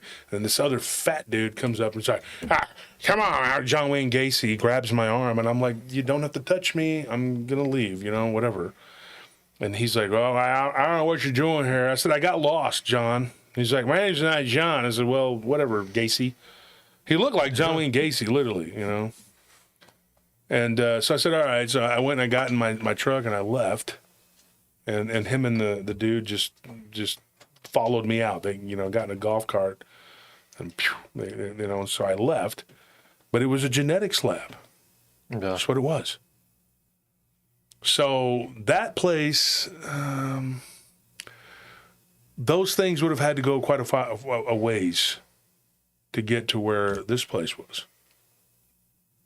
But it wouldn't be out of the realm of possibility for them to get there. You know, mm-hmm. If they moved around at night, you know, because if you go east of that genetics lab is the airport, Bergstrom. Yeah. And then if you go north of that place, you will end up in central Austin and eventually in North Austin, and which, you know, if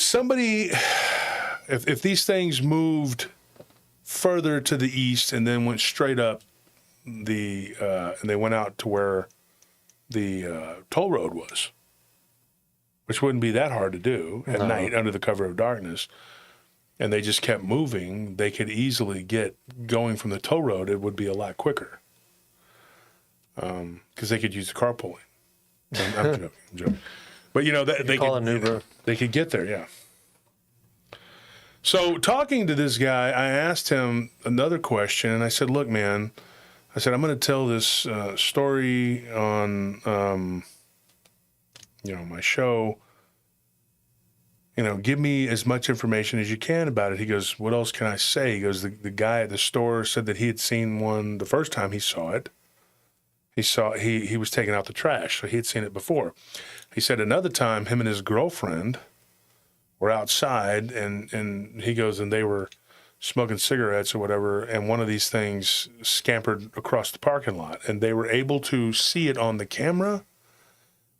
And he says it was on camera, but the camera's only recorded for so long, you know. And then he said that, you know, they didn't, that it didn't stay. It was like 60 days or something like that. Then it erases. But he said that his boss and the owner, they all saw it.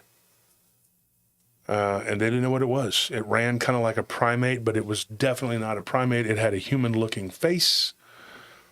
That's the thing that JJ stressed to me, that the face looked human-like, and it had pointy elf-like ears, weird-looking pointy chin, with big, kind of a really short muzzle. He said if it was a muzzle, it was very short, but it was teeth. It was all teeth, and he said this thing looked like a predator, and it had big claws. They were yellow, and they had hair on their heads like a human. Mm-hmm. Their hair was like disheveled and growing out. But here's the thing. The weird thing was, he's like, something had given them a haircut or something, because he said the hair was not long. It was not down. The hair on top of their head was not down to their necks. So these things were probably in captivity. Something. Yeah, something was caring for them. Yeah, they did not, they weren't just running around by themselves. Something was going on there. So you're dealing with something that we're not aware of in our realm of whatever, in our little realm of whatever, but maybe they belong to some sort of inner earth species, and maybe they are just wild. I don't know. Maybe they were like some kind of chimera that were kept in a lab. But I don't know. I mean, I don't think that they're always just escaping. I think that sometimes they're allowed to go out, like just maybe for a short amount of time, and they're monitored. As part of I don't know, seeing what they'll do. Because I mean, people know that who's going to believe you, especially if you're just some homeless person who reports seeing these things, and especially if you're in a major city. I mean, you can tell the police, and they're just going to think you're on drugs. You can tell anyone else, and they're going to think the same thing. Or if you tell anyone at all, So I mean, realistically, if you have these creatures, and you really want to study them and learn what they'll do, like how they behave, and study their habits. There's not a whole lot of risk if you think about it by letting them loose, but monitoring them closely. What if they kill someone? I mean, what if they? It's going to be written off as a wild animal attack. Wild animal, and then okay, but what about the one that ran in front of the Circle K with the camera? So, I mean, these people they know that whatever happens, they watch it closely, and I don't think that they're afraid of someone catching pictures or videos of this thing. I mean, that maybe they're in contact with certain parties who can make this evidence magically disappear. But I mean, that's worst case scenario stuff. I think that they're very closely monitored. It seems like they're out there on their own, but they're really in a controlled environment. You just don't see the controls put in place. Mm-hmm. I mean, because who's going to believe you? They know that. Yeah. I don't know. So, I mean, Head Trip says the government or big pharma and crazy scientists ever care if someone dies. It's not about them caring, or like they give a crap if someone dies. It's about what could come out.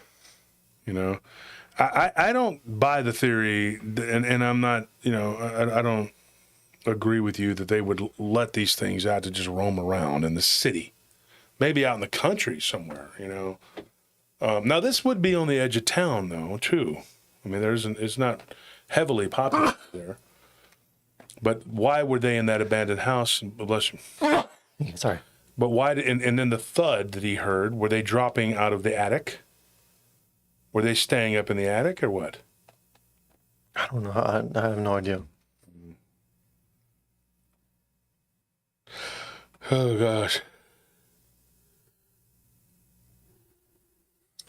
I just think that the stuff is more out in the open than we perceive it. I agree with that, but I mean, I think it would be a stretch to say that these things were able to just move around, out in the public.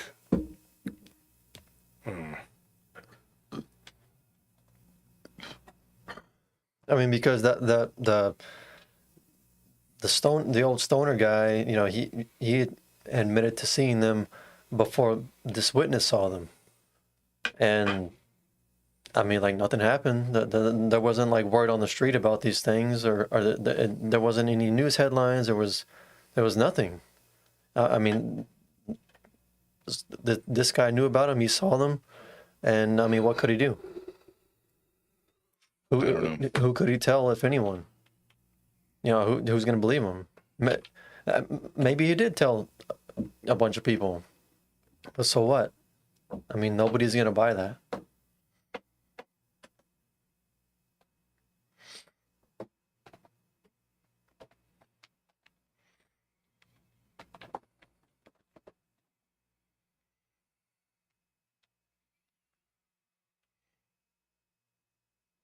Ugh.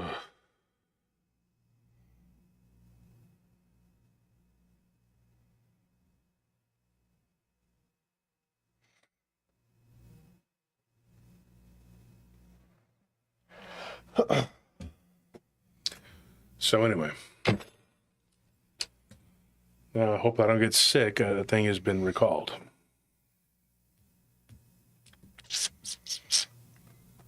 We wasted our money on that thing. Well, let's get to the next story. The next encounter.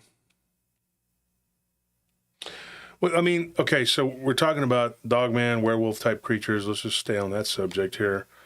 I got another weird one. This is a bizarre encounter. Delana says, wolf, most often it's only a few out of many that are bad. Well, let's hope that's the case.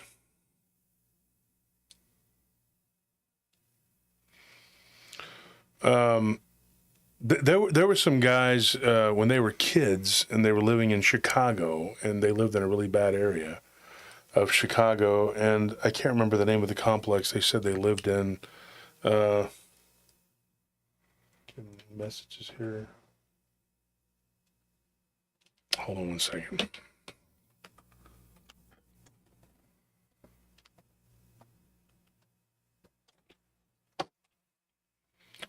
Anyway, that story scared me. Okay, that was the story that scared me. Thank you, Kate, for that donation. Thank you so much. I appreciate it.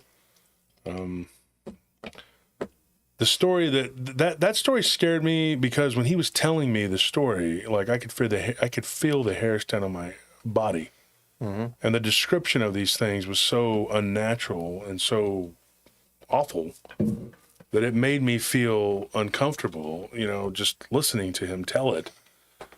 And I guess, too, that he told it with so much fervor. I don't know. Somebody says here, if Dogman were replaced with tigers, there would be a lot more attacks. I don't believe that. There are tigers running around loose right now in Oklahoma, and they're not attacking people. There's tigers here in Texas. There's more tigers here in Texas than there are in India. That's crazy. What? Texas is so wild. Yeah. One of our friends went out hunting down in South Texas and saw a tiger. Took a picture of it. That was like 12 years ago. And the game wardens were like, well, big gulps, huh? See you later. What do you want them to do? What are they supposed to do? You know, I mean, they're running around loose.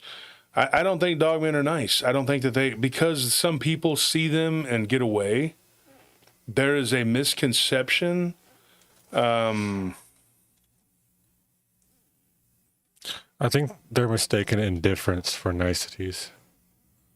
Where, I think some dogmen are just not interested in you right then. So we've said it before where it's just like, yeah, they're nice until they're hungry. Yeah, and we don't know.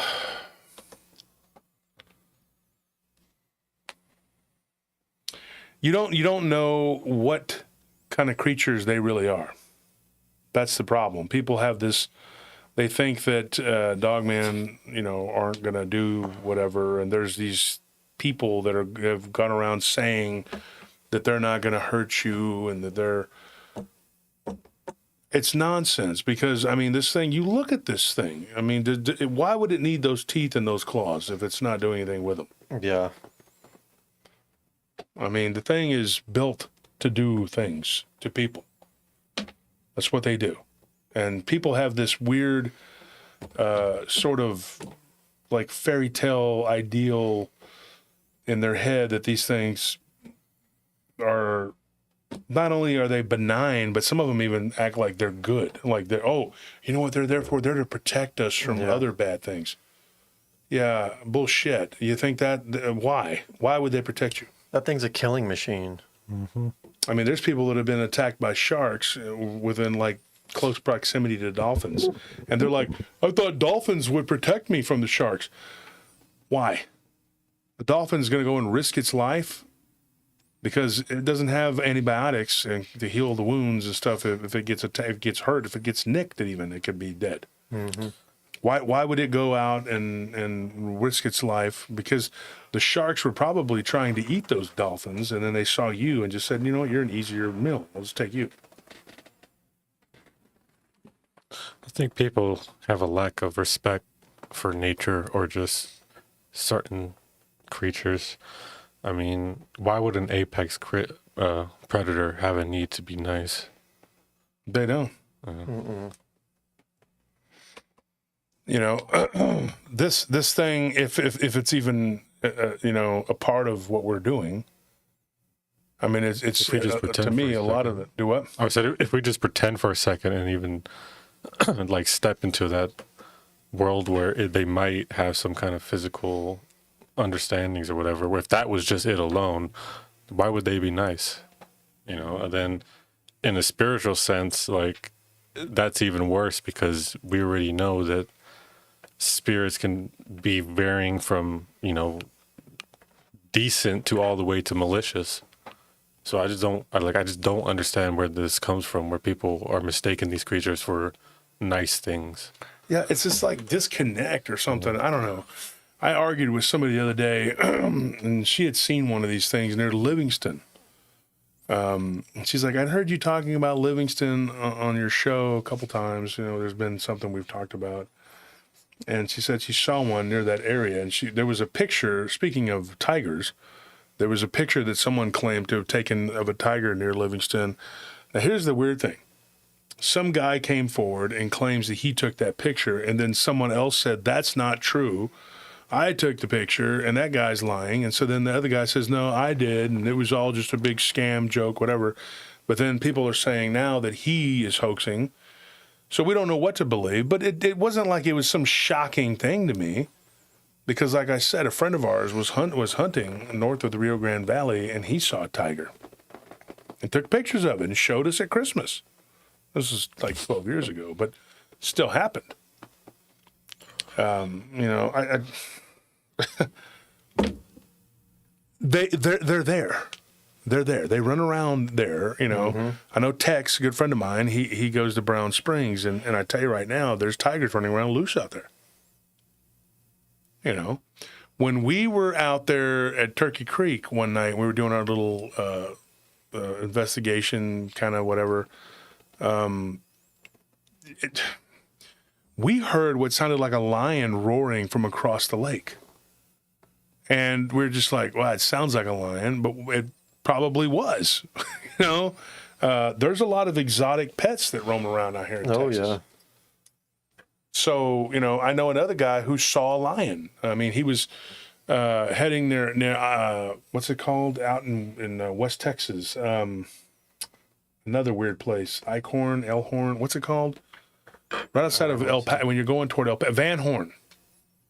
Near Van Horn, because I was talking about Van Horn one day, and this guy said, he goes, I drive a truck. And he goes, and I was out there and driving between Van Horn and El Paso. And he goes, a full-grown male lion ran across the road. He goes, and I had they were driving teams. There's two guys. Mm-hmm. And he said, me and my friend, BB, you know, we were driving, and you know, that's his initials. I'm not going to say his real name, but he said that, you know, because the guy, that dude, gave me a story. But he said, he goes, you know, and so I asked him, I said, well, what did you see? And he says, I just saw a lion. an actual lion. He's like, but my friend has some stories to give you. So he actually gave me some stories, and it was not about what we're talking about tonight. They were ghost stories. But that dude, that's another weird story. Going from one weird thing to another. Just real quickly, I'll tell you this guy. He told me some crazy stuff. He lived in Milwaukee, and he lived down the street from the house that Jeffrey Dahmer, from the apartments that Jeffrey Dahmer now is in a park. It's a park, right? And he says, I grew up not far from there, a few blocks.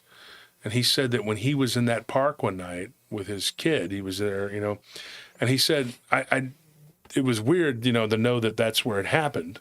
But he goes, I had been going by that building for years, since before Dahmer was ever even thought of there, And he said that he was there with not his son, but his grandson. This is the guy who was one of the two people that saw the lion. I mean, it was just a lion. There wasn't wasn't anything spectacular. It wasn't glowing or anything. But he goes, dude, I was there. And he goes, and then I could swear that Jeffrey Dahmer, this is one of his stories. It's brief. There's another one that's a lot longer. But he says that, he goes, I wake up in the middle of the night, and he's an African-American guy. Mm-hmm. And he says, I wake up in the middle of the night, and there is this guy, blonde hair, big, tall, with glasses, and he's looming over me, and he's just staring at me. And I look up, and he goes, and I'm thinking to myself, that's Jeffrey Dahmer. That's what he told me. And he goes, and I had been down the street at that park, whatever. And he said, and every now and then people will come along, and they'll have, their little ghost hunting equipment and stuff. And there's a bar up there where he had said that there's a guy that does kind of a little tour, tells people about Dahmer because he used to go into that bar and find victims to drug. Mm-hmm. And he said that he had gone into that bar and talked to the owner there. And that guy was on some TV show or something. And he said that he told him, what he saw or whatever. And that dude said, oh, yeah, people have claimed that Dahmer will follow you back to your house, especially if you're an attractive man.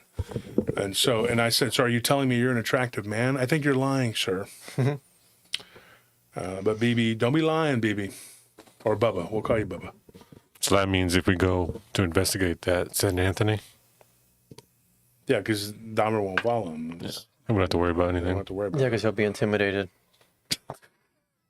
You don't have to be intimidated. He drugged you, dude. No, I mean, he'll be too intimidated to talk to me because, when, you're intimidated he doesn't need to talk to girl, I'm so good looking, he's going to be like, oh, that guy's out of my league. I don't even want to go talk to him. I'm nervous. It sounds like he's going to get drugged. It sounds like he's speaking from experience. Like, he goes into these bars where people are that way, and they're just like, hey, you're intimidating me with your sexiness or whatever. I don't know. I mean, it's true. But anyway, they don't talk to you. Nobody talks to you because you're too hot for TV. Yeah, that's how it works. Wow, I've never seen someone with such a small arm. I'm just saying, if I... He's talking about arms. You hear that? I meant to say... You want to talk about... I said it wrong. That's right now? I said it wrong. Oh, yeah, my joke was much better. Yeah, okay. I was going to say small head and big arms. You got them SpongeBob arms, dude.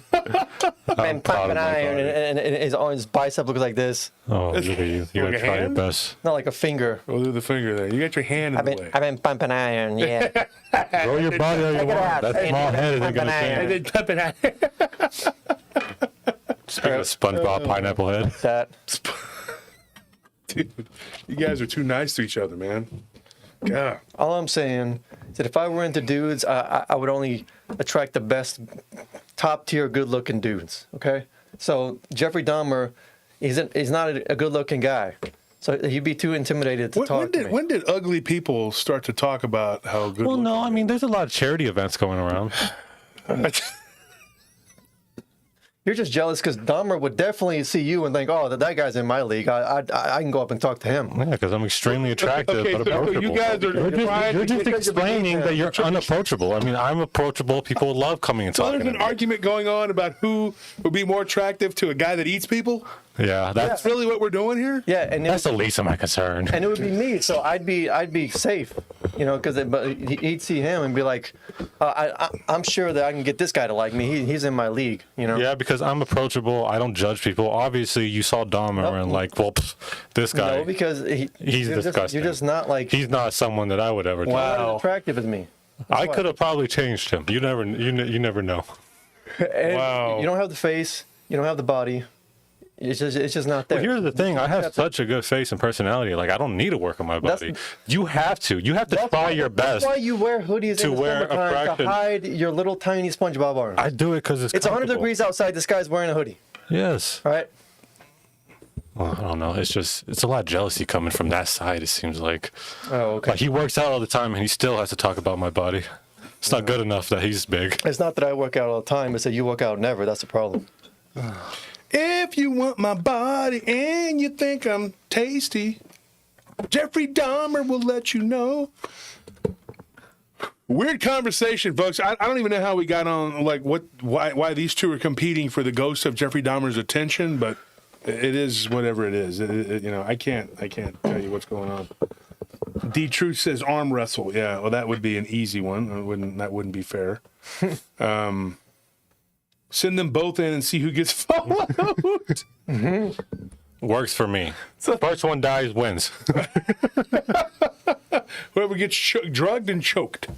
So anyways, this guy said, anyway, that was the guy that gave me the stories, and the dude that got in touch with me on that one, he sent me an email, and he says, hey, I saw something, you know, one time when I was driving a truck between Van Horn and El Paso. It ran across the road, and it was a full-grown male lion. He goes, but my driver, Bubba, or BB as they call him, and I'm not going to say his last name, and those aren't his real names. Those are his, and it's funny because Bubba, a.k.a. Tommy Oso right there, that's funny.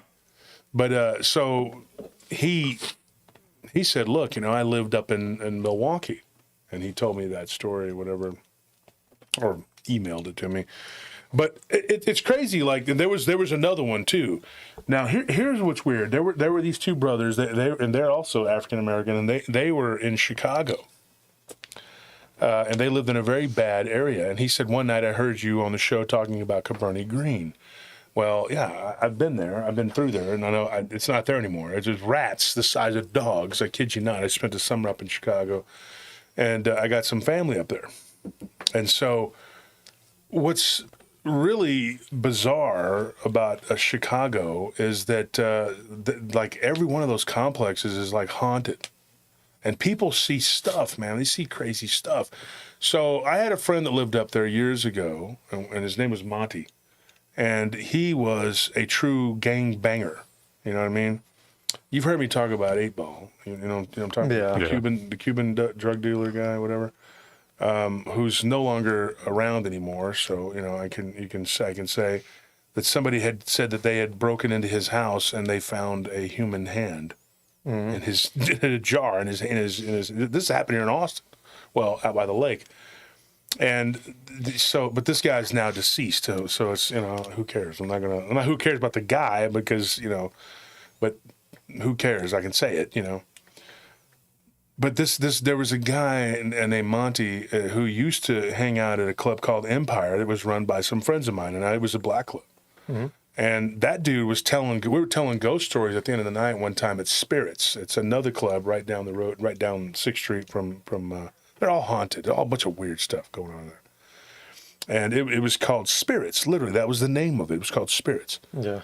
And there's a guy named Zuel used to run it. He was an Arab guy. And a bunch of stuff happened. The guy got killed, and then this dude bounced, you know. And this particular individual told us that he was living in Chicago. Do you need me to move this? Yeah. Let me see if we can keep it from getting messed up.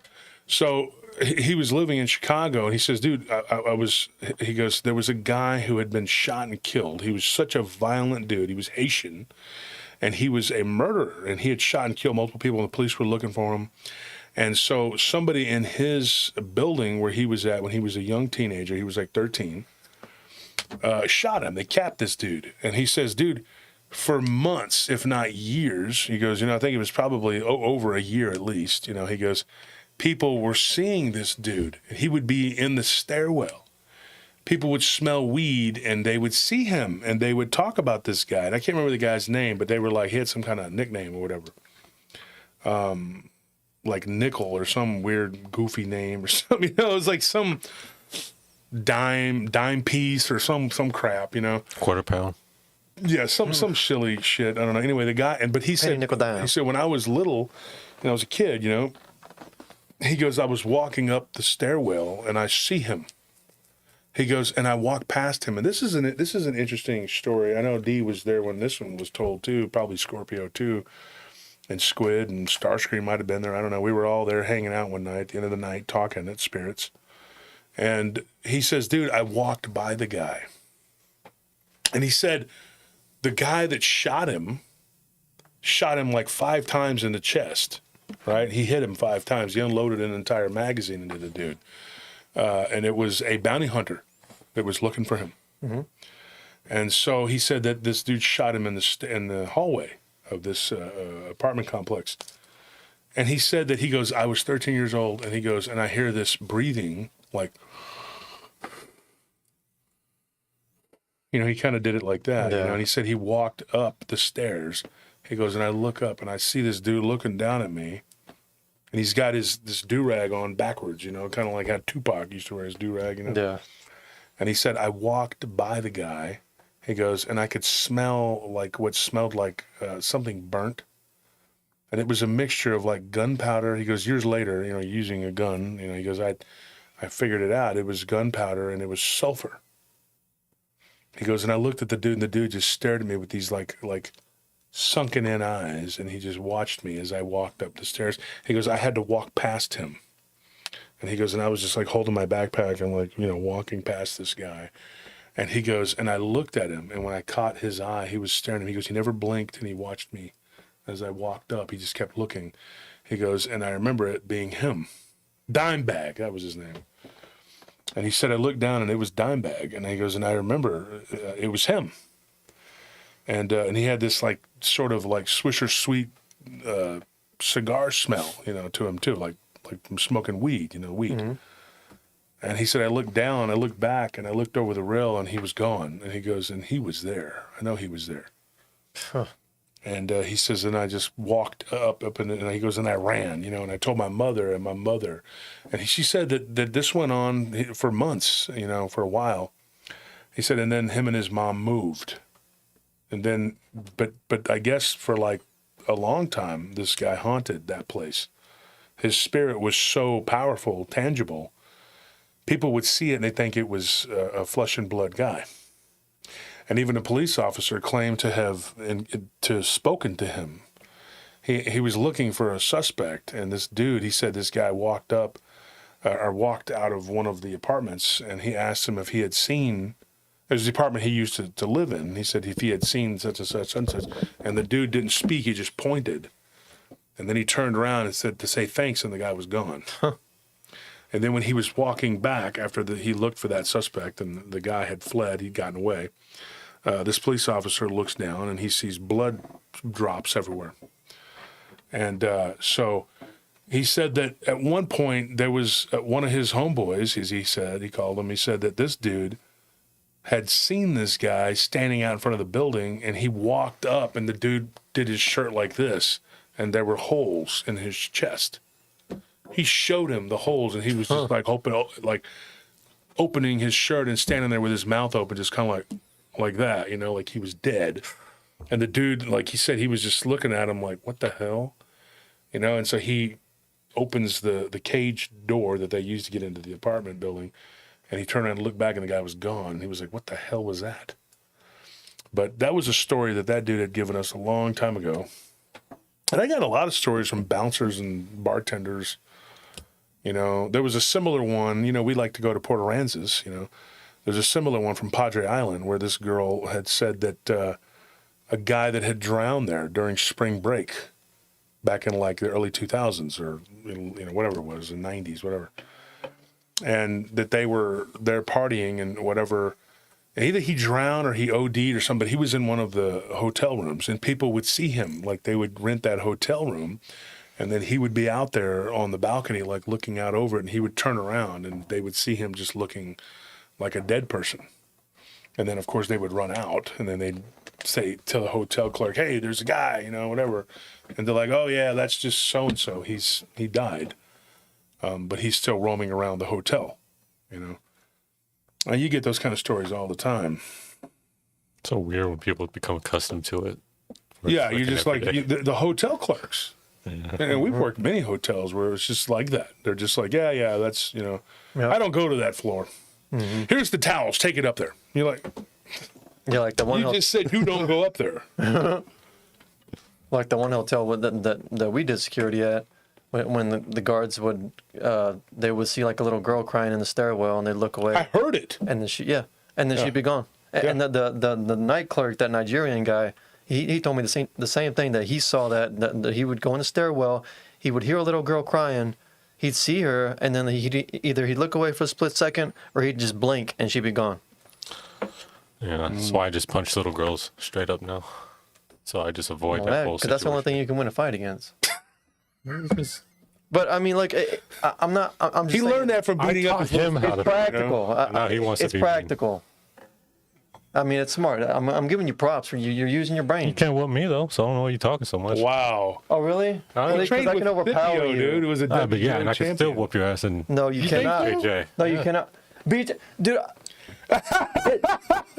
This guy had all the technique on me in jiu-jitsu, and he was so weak that I could just overpower him with inferior technique. Okay. That's why I'm saying you need strength. Now, if you trained, if you lifted weights, guys, we're not here to talk about your fighting abilities, all right? We're here to talk about mine. I'm just saying, he's very close to being able to manhandle me in jiu-jitsu. D, who do you think will win between Tony and Anthony? If you were a little stronger, like I couldn't do nothing. Hey, D, I know you can hear D, even though they're talking over me.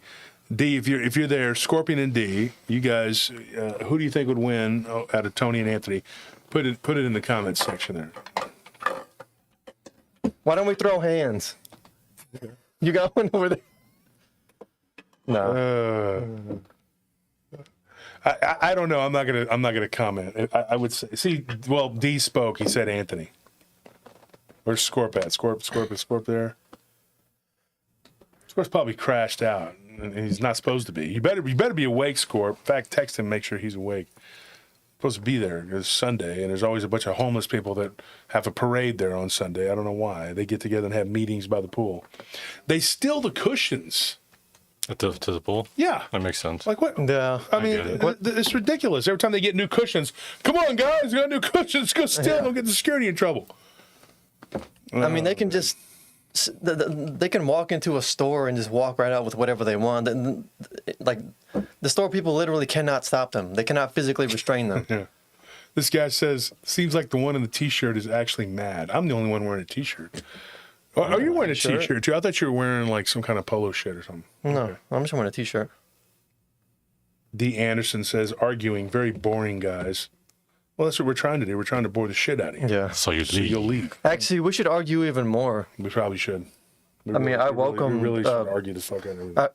As a matter of fact, just for you, man, I welcome all of Tony's insults. I hope he insults me more. Says, Moose, you've been work a lot. Not really. It's work any more than anyone else. Oh. It's because his eyebrows meet in the middle. They do? Who am I? Whose? I don't know. I have glasses, so I don't know if they can see my eyebrows. No, he doesn't have a unibrow. No, it's his hair. It's his hair, yeah. I think he's kind of going for that. I'd be the first one to use that look. against him if he had a unibrow. Isn't it? The Richard Ramirez look? He's kind of... Yeah. I mean, the Night Stalker. I'm just naturally Richard Ramirez. He's kind of got... It's not like I'm trying to look like him. Yeah, that's the scary part. Dick Richard says, I think Tony is going to mollywop Anthony. Prove me wrong, Anthony. They're trying to start some fights over here, start some discourse between PRT. Ellis, I can't take y'all anywhere. So what we got though, this story in Chicago, this guy tells me this story, and I don't remember the name of the complex. It was written out to us too, and I messaged him. We only got to speak for about 5 minutes, and then he said, I'm going to type everything out. And he says, but I'm not a good typer.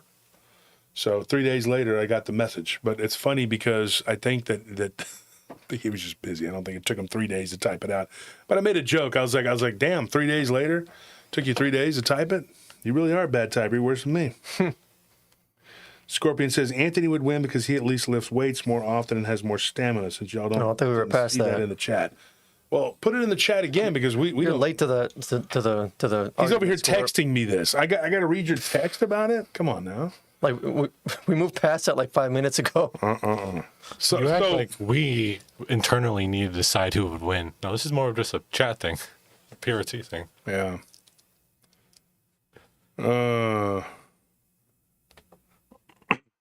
So this guy, he tells us, or he tells me, he says this entity that they saw, there were 3 of them. There were 3 entities. And Anthony, you've heard this story. Tony, I think, has heard it too. This guy told us, or like I said, told me, that he saw 3 dogman-looking creatures from his closet when him and he was 8, his brother was 7. They're Irish twins. It means like exactly a year apart. They were born kind of like your brothers, but they were 2 days, 1 year and 2 days. And he said that, dude, me and my little brother, we were sitting there and we were playing. And he goes, and I'll never forget, we had these little toy cars, and I had this little beat up fire truck looking car. And I was like smashing it into my little brother's toys, and he was crying and screaming. And so when he got up, he was facing the closet. Thank you, Richard Ramirez. Don't evoke my name, sir. But he said that he began to spin around in circles, and I was just laughing, going like, yeah, he's crying, and they called him Pooh. That was his little brother's nickname. He goes, and Pooh was crying and making a big deal. And I'm just like, yeah, whatever, dude. And he goes, and so I went to go like scissor kick and trip him, And he goes, and he said sometimes his brother, when he would get really, really worked up and upset, he wouldn't talk. He would just cry and scream. So his little brother was going, and he said that he goes, and I see this sort of light coming from the closet, and it was like dark in the closet. And it was nighttime, and he goes, and his mother was not a good mom. She was not very attentive. He goes, and it could have been, who knows, 11, 12 at night, we're still up playing because she didn't give a shit. And it's sad, but he panned out. He turned out okay, and he installs stereos and things, And so he said that he saw in the darkness these red balls of light, and they were becoming more, the way he described them, oval, I would say oblong, and they were starting to make shape. They were becoming a shape. And he said that his brother was screaming and crying and tried to run out of the room, and he couldn't open the door. The door, he said, I don't remember how the door got closed, but it was closed. He said, and my little brother couldn't open the door. And he said that we're sitting there, and he said that these things were materializing, and he said they were becoming more orangey, red, yellowy kind of color, and he said I started realizing it was like fire, and these beings appeared in my closet. He goes, and they were like on fire. He goes, and then the fire goes out, the lights go out, and he said the fire went out, and he goes, and all you could see was their glowing eyes, like orange balls of light in there where their eyes were. And he said that they looked like, when they stepped out of the closet, he said the lights kind of were flickering at that point and going off and on, which happened regularly. He said, so that could have been a coincidence. Did he report any smoke in the room from the fire? No, there Flame. was no smoke. There was smokeless flame. And he said that these things looked like dogmen. And he said 20 years later, he goes, like, I'm not joking. He's like, 20 years later, he goes, I'm with this girl, and we're coming from a party. He's like, and she lived out in the outskirts of Chicago. And he's like, and we were, she eventually became his girlfriend. At the time, they were just, kind of dating. And she said, hey, do you want to go to a party? And he's like, believe it or not, I was a good student. And he goes, and I got a scholarship, what do you call it, the United Negro College Fund. They have the scholarships, whatever, so they gave him a scholarship, He goes, I made pretty good grades, and so I got to go to a school. And he's like, and so I made the most of it. He got a degree. Congratulations to him. Awesome. Tanner, and so anyway, Tanner says, look, I end up, in this situation, my little brother's screaming and crying, and I see these three beings come out of this closet. He goes, and they looked like Dogman. He goes, at the time I didn't know what the hell they were. And he goes, and I got so afraid, so scared. He said, I thought I had like missing time. He's like, but my little brother tells it differently. He says, I went unconscious. Like I just rolled my eyes back in my head and I fainted. I passed out. He goes, I just felt all this pressure in my head and then I was unconscious. He's like, and my little brother was screaming and frantic, and eventually he managed to open the door and run out, and he goes and gets their mother. And she had this guy who was, as he described him, he said, my mom was dating a guy who we used to call him fake-ass Apollo Creed. And I said, well, why did you call him fake-ass Apollo Creed? He goes, because the dude kind of looked like Carl Weathers, but he was ugly. He was like an ugly, and he had a belly, and he would always tell Like a people. discount. Yeah, the discount version of it, the Wish.com. Dollar Tree.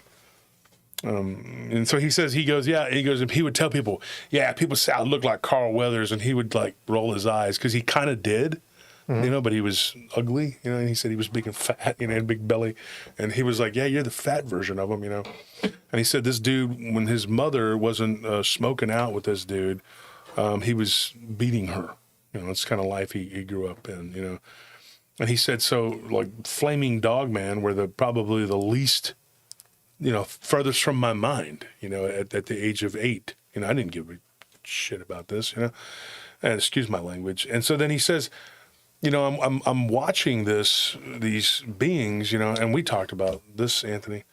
They were on fire. And then he said they looked like they were charcoaled, burnt, whatever. And so he said, it was a weird thing that happened. It was just a one-time thing, and that never happened again. But he said there were other weird incidents that took place there, not the least of which, one time he was making ramen noodles, which he said he did quite often for him and his brother and his little sister who came along, a few years after, he was already 8 when she was, or she was 4 when that happened. He said he was already like 4 or 5 when she was born.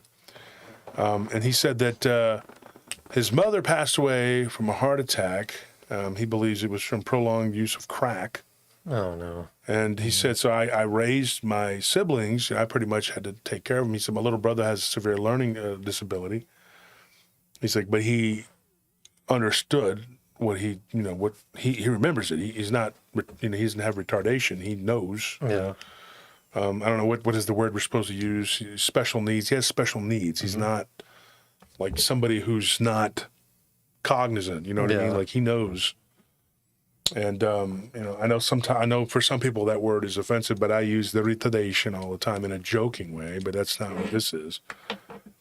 And so he said that he believes that his brother was because his mother, when she gave birth, she had been doing drugs quite a bit.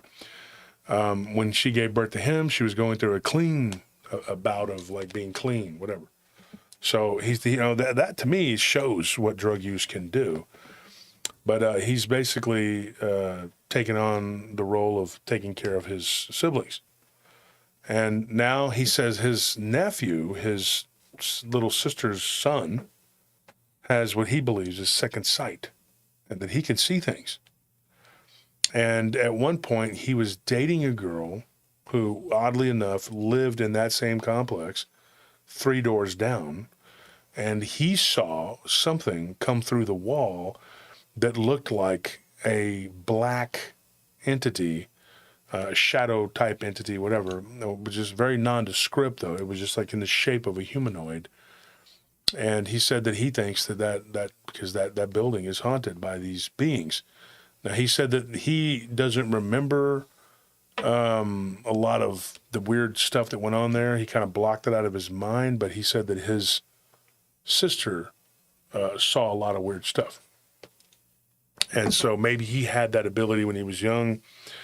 He said his little brother would scream and make noise, and sometimes he would just make noise. He wouldn't make words. He would just go, ah, Yeah.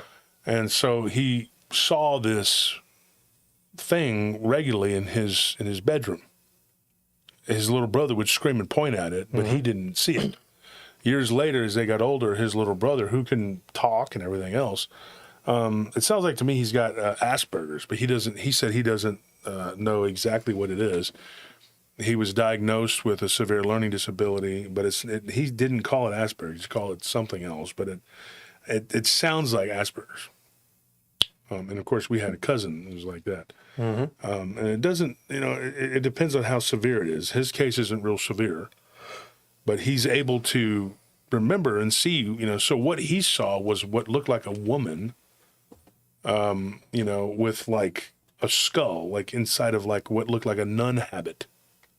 And there was just a skull there, But he said it didn't have the white. It was just all black, like a robe that was all black, and there was a woman's skull or a skull face, whatever. And we were talking to Sandra from the hotel, speaking of the hotel, the other night, and she was, shout out to you, Sandra, if you're listening, and she was talking about seeing something like that. When she was, young, living in the Rio Grande Valley. Like, they looked out the window and but freaky, weird stuff.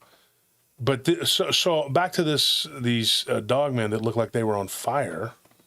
And I said, when they appeared in the room, I said, did they look like they were on fire? And he messaged me back. He says, like did they appear burnt after they were on fire? And he says, yes. So he's like, you could see that it was something that had been on fire. They looked charred.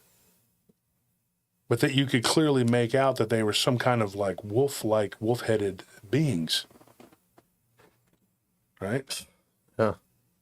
So come to find out, like, there was this Jamaican guy who, him and his wife, they lived 2 doors over. And they were practicing all kinds of voodoo or whatever the hell it is they were doing. And he said that at one point, when they got arrested, they found body parts, not like, like Dahmer style, but they found the remains of a human person that they think had gone missing, who was another drug dealer. And so it was like they were found in that building. When he was older. Mm-hmm. Eventually they moved out, and then he ended up going into foster care, and it was all kinds of stuff. It was crazy. But anyway, that was a crazy story that he told me. Yeah. Now, he said 20 years later, like he said, that that he was with this girl, and he was like 28 years old. He's like, and then she started talking about seeing something in her yard, and when she was a kid, and it would hop around on all fours, and he was like, what? Like, what are you talking about? And she's like, well, look, I drew a picture of it, because she was a good artist. He said, he's like, my girlfriend, Keisha, is a very, very good artist, and so she drew a picture of it, and he goes, and I'm going to find it, and he hasn't sent it to me to this day. I haven't gotten it, but we haven't communicated a whole lot either since then. But yeah, if you have it and you're listening, I would like to get it. It is just a drawing. It's not proof of anything, but she drew what she saw, and the head of this thing is clearly a wolf head looking thing. And it's just, the upper body kind of like a man, the arms very man-like or ape-like, I guess you could say. I don't know.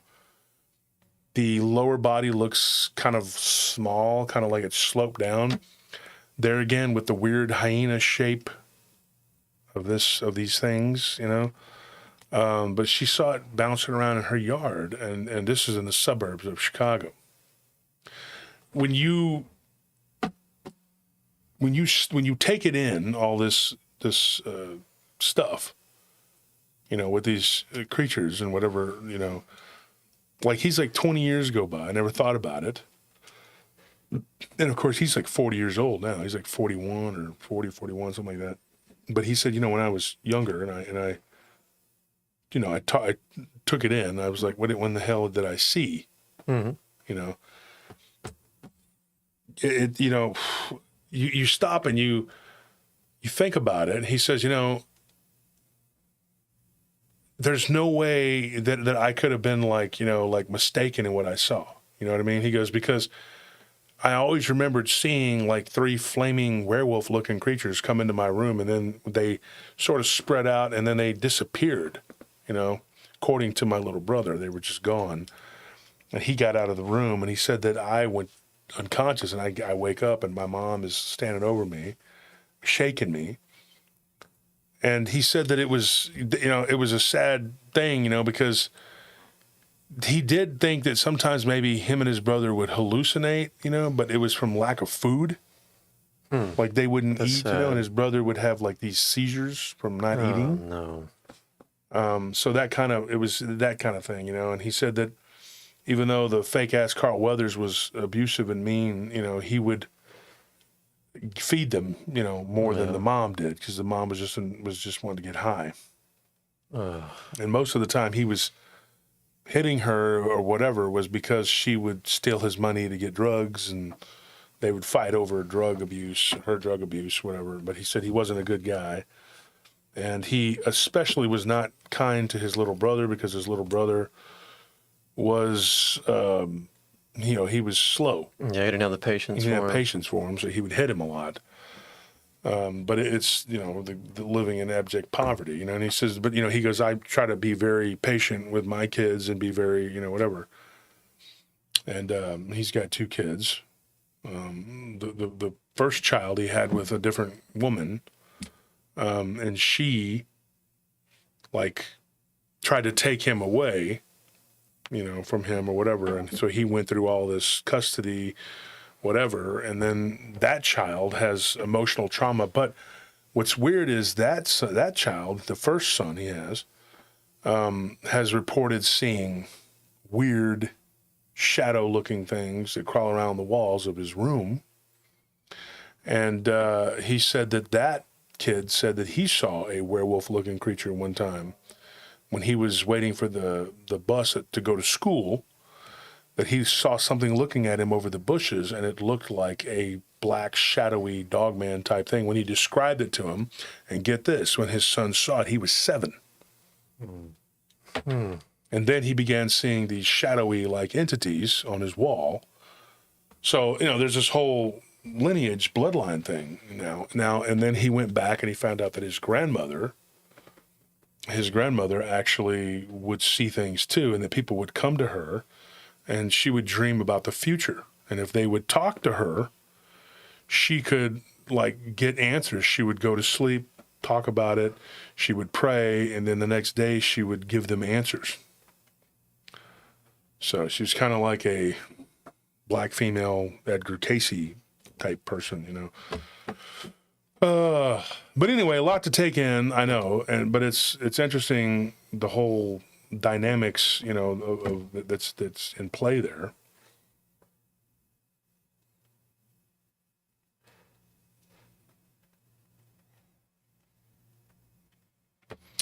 But anyway, if you have any questions or whatever, it says, I'm wondering, bottom line, all your years in study and knowledge, Dogman, demonic, yes, no, or still not sure. I think that they're demonic.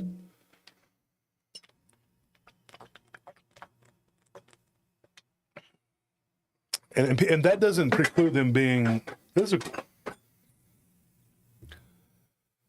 You know, people have this weird thing where they have, well, they have to be physical or spiritual.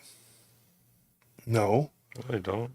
They don't. They can be both, because they are of angelic and human DNA, you know. It's mixed together, you know.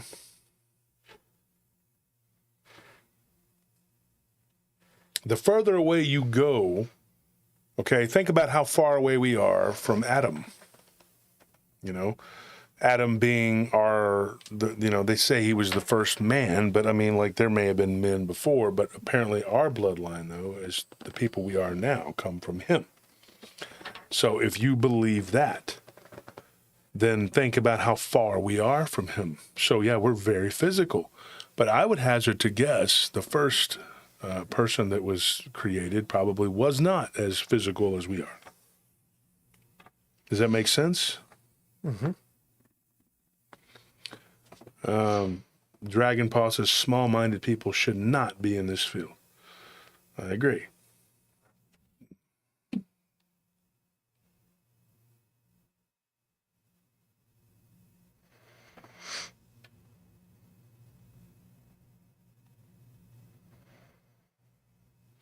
And Valerie Guys has a very, very good point. Aren't we both? Flesh and blood, spirit, and soul. Yeah, we are. We are too. So are they. That was one of the things that Marzulli was talking about on was it Friday? Yeah. It's already Sunday. Good grief. Marzulli made that a point, that I believe what he said was that people, they go to church or whatever, but we've gotten away from the spiritual aspect of it. Case in point, like my dad, he goes to church, or he used to anyway, but he's not a spiritual person at all. At all. I mean, he just isn't. So you got people that go to church and then they don't really follow Christ, because if you did, you would be a spiritual person. And they're not. And they don't follow spirituality. So how you can be a Christian or Muslim or Buddhist or any of these religions and not be spiritual is beyond me. I don't know how people do it.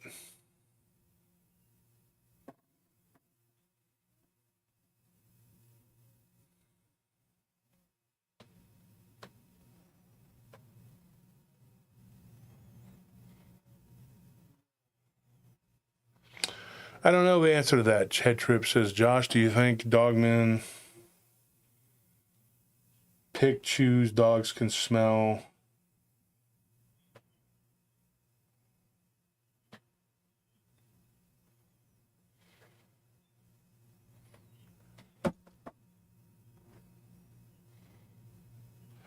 Okay, here it says, Josh, do you think dogman can pick, choose? Does dogs can smell our blood diseases? Do you think dogman can too? Sure. Yeah, I would say yeah, probably.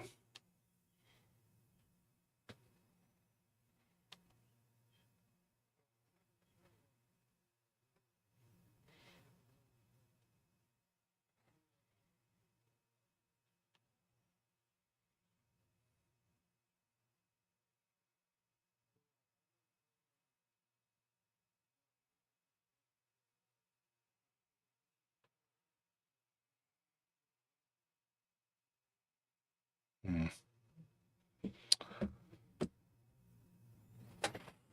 86 says, I think I'm more spiritual now being here than all my years going to church.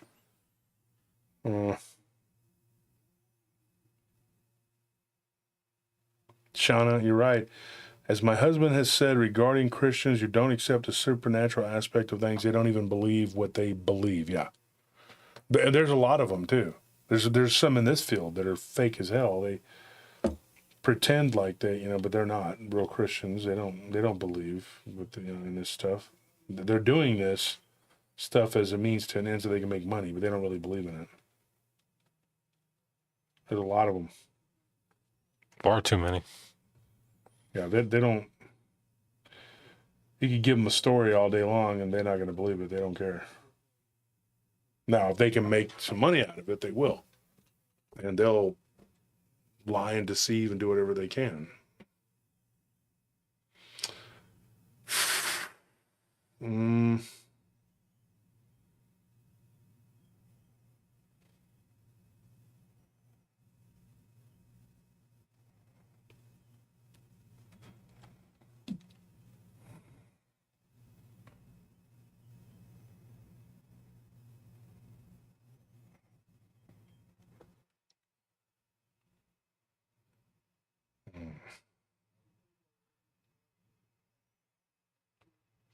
Just reading some of the comments here, folks.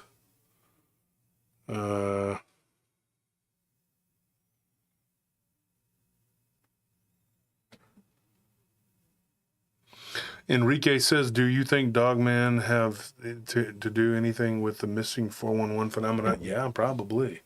I mean, I think they all play a I don't think role. it's only them, but yeah. They all play a part. Let's put it that way. Oh, boy.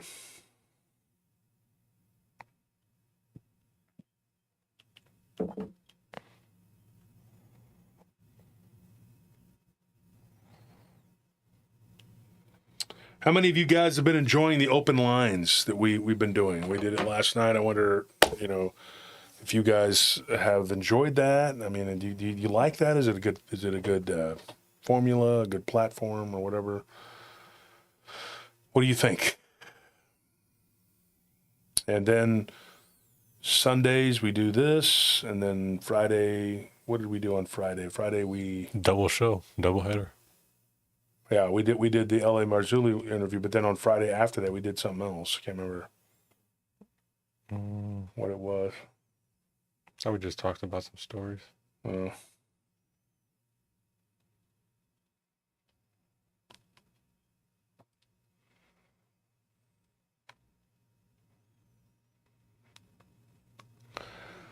Yeah, Friday we did we I think we expanded a little more on the L.A. Marzulli interview, but yeah, we did at the beginning of it, and then I can't remember what else we talked about. There was so much.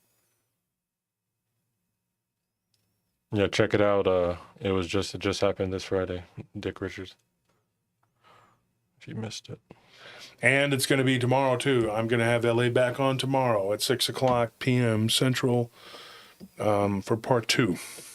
Don't want to miss that. So don't miss that. Come tune in tomorrow. And thank you to everybody who's donated. It really does help keep the show going. The PayPal link should be up there if you want to donate and help out with the show. We appreciate it. But if you can't, we understand. And if you are okay, so we're going to do the giveaway. We're going to do it a little bit differently. Get Anthony. Tell him whatever he's got going on, it can wait, dude. We really got to get this done. I know, but he's... Okay.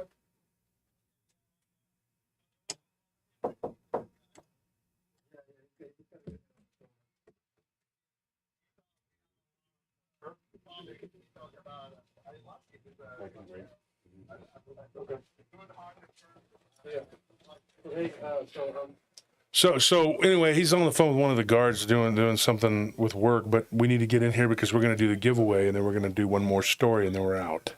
Okay, thanks so much. Okay, one more encounter.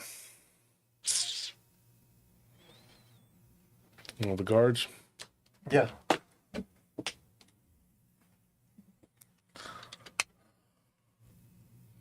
So let's do the giveaway while we got people in the chat, because a lot of people bail at the end, and we don't get to do the giveaway.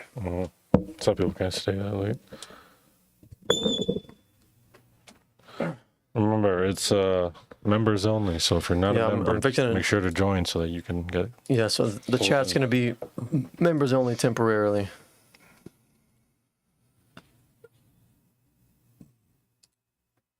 All right.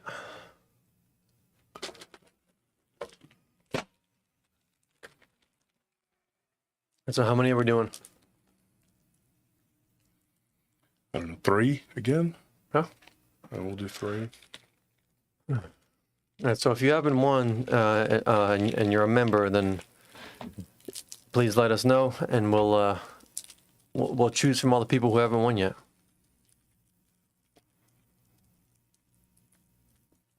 So buying a membership definitely helps. There's one. Anushka says, I haven't won. Is that the first one? Mm-hmm. Okay, well, I choose you, Anushka. Okay, so what you got to do is send us your email. Or send me right there, Josh Turner. Tell him the email. It's Josh Turner at prtpodcast.com. Lovecat, you're one of our mods. You don't have to win. All you have to do is send us an email, and we'll just mail you out your book. I got my choice. Who do you pick, Tony? I'm going to choose Peace Frog. Okay. Peace Frog? Yeah, I was going to say. Jackie Hall, never won. That's another one. Jackie's been around for a while. Yeah, so let's go with Jackie Hall. Okay. So everyone who's won, make sure you send an email to the email address that's scrolling at the top of the screen. That's Josh Turner at prtpodcast.com. And just send your name, your mailing address, and we'll get your stuff to you soon. We'll send you out an autograph book with some PRT stickers, and I don't think we have any more keychains, though, do we? We do. We do? Yeah, I think we have plenty more keychains. I mean, not plenty more, but we have some left enough. for these giveaways. But yeah, those keychains are cool because you can only get those from the giveaway. Yeah, that stuff opens up your sinuses. What is it?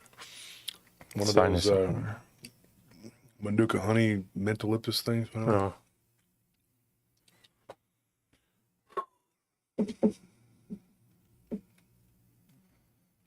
All right, so everybody can chat now. All right, so let's get the last story out here we got that we can do. Now, there's a couple of them. We can figure out which one we're going to do.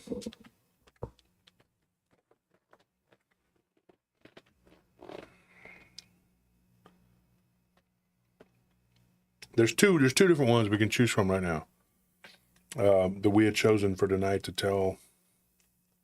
One is the guy's grandfather that saw, he says, a skinwalker on a train. And the other one is a wolf-headed creature flying around.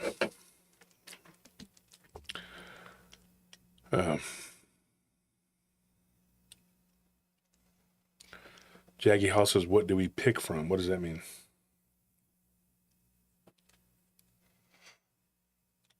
Oh, the giveaway was for autograph books.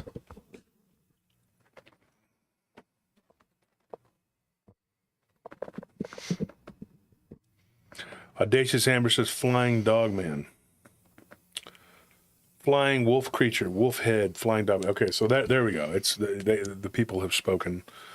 So we're gonna go ahead and we're gonna tell that story. Now this one happened in Monterrey, Mexico, and Monterrey is in Mexico because of the way I said it. I said Monterrey.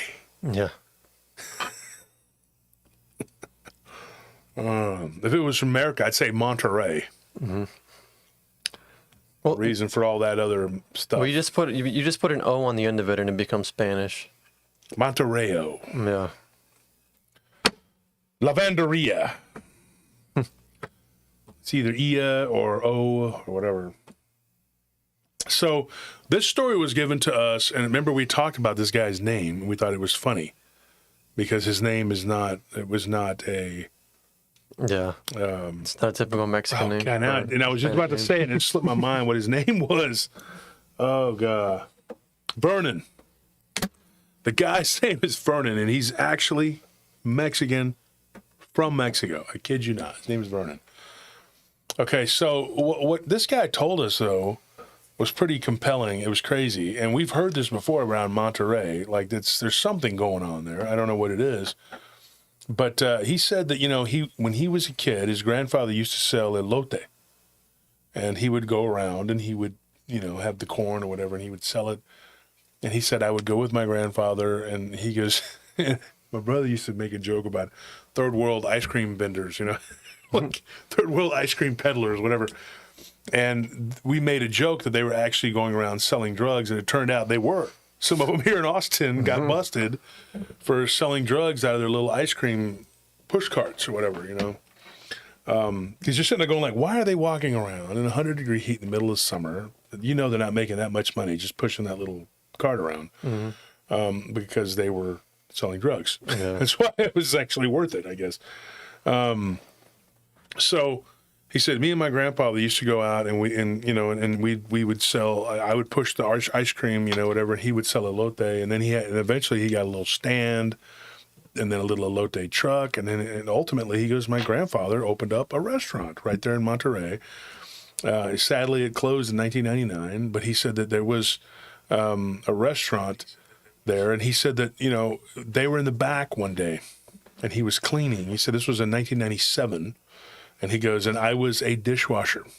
I was still a teenager, and my grandpa was the nicest, sweetest man on earth. But when it was time to work, it was time to work. That was everything. Working was everything to him. And so he said that he was in there and he was scrubbing the pots and pans, and he heard this thud. And he goes, the only thing I had of any real value was my car. And it wasn't a nice car either. It was a piece of crap. But you know what? I was 16 and it was mine. And so he was like, I was very proud of it.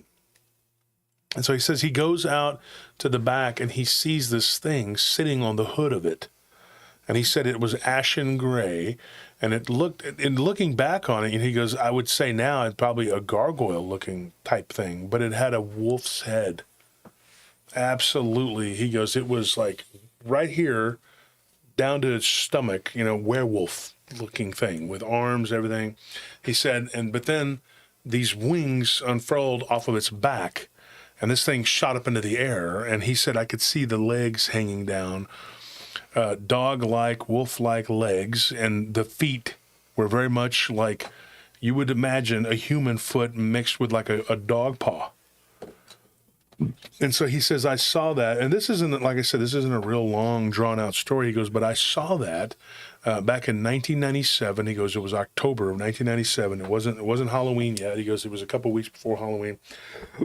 And he said that it was an incredible thing. He goes, I'll never forget it. But he said that wasn't the only sighting. He said about a week later, one of his friends saw one of these things when he was riding his bike through the alley going to his job, and he said that this thing was hovering like off the ground, like with its wings, like kind of moving, and it was looking toward the back of this building. And this one was really weird, a lot more weird than his encounter, was that there was a guy standing there in the back of that building who obviously worked in that building. And he didn't tell me what the building was or what, whatever, but the guy was having a conversation with this thing. And he said his friend pulled his bike up, because this is Mexico and who the hell knows what's going on. And he doesn't want to be targeted for seeing something he shouldn't have. So he just pulled his bike up against the side of one of the buildings and was kind of peeking around behind one of the trash cans. And he just witnessed this thing hovering there and then take off. And then he sees the guy look around and then go inside. And he said that it was bizarre, to say the least. And he's like, my friend never forgot it as long as he lived. He goes, me and my friend both had encounters. He said his friend would ride through that alley because they lived in the same neighborhood, which was close to where his grandfather's little restaurant was. And he said that the reason his grandfather closed is because he had heart failure, and he ended up having to go into the hospital, and ultimately 2 years later, he expired. But interesting story. And very compelling. And he said it had to be the same creature. Yeah. The wings were bat-like, not feathery. And he said that, like he said, it was very much like a gargoyle. So I don't know how you would categorize that. Now, if we were writing about it and, or we were going to do a show about it, just those beings, would you put it under winged dogman? Would you put it under gargoyle? How would you classify this? Flying humanoids. Mm-hmm. So you got this weird thing going on, and now here's the thing, that's kind of the same thing going on with the book, writing a book about vampires, and it's like, is it a flying humanoid, or is it a vampire, or is it both? What are we dealing with? Every time this is like gargoyle or dogman with wings. So that is the question, isn't it? I mean, what do you... I think Chimera would be safe to say, because it at least is some kind of hybrid between two beasts. Maybe not, genetically created that way. Maybe it was just they are made that way, or they are born that way, but obviously it's some kind of weird mismatch. If you look at the way gargoyles are depicted, they depict them with these heads that can look kind of canine sometimes. Mm-hmm. So, and like gargoyle can be an umbrella term to just refer to things that look like that. There could be different variations of these creatures. So, I don't know. I would say it's probably closer to a gargoyle than it is to like a werewolf or dogman that just happens to have wings. Yeah. So yeah, when you stop and you get, I think he's talking about that right there. Sorry about that. But when you stop and you get down to what it could be or what it is or what, you know, there's all these different possibilities. Now, somebody just says here, winged demon in Hebrew lore is a demon called Marsha. Well, is that what this is? You know, I mean, there's all these different possibilities of what these things are. The thing that I want to know, and it's, you know, is you know, how do you categorize it? You know, and like, I know myself, it's not that important to me what the category is, but people want to know. That seems to be important to a lot of people. They want to know how to categorize these things. And I can tell you right now, I don't know. Yeah, our brains like to put things in the patterns. Mm-hmm.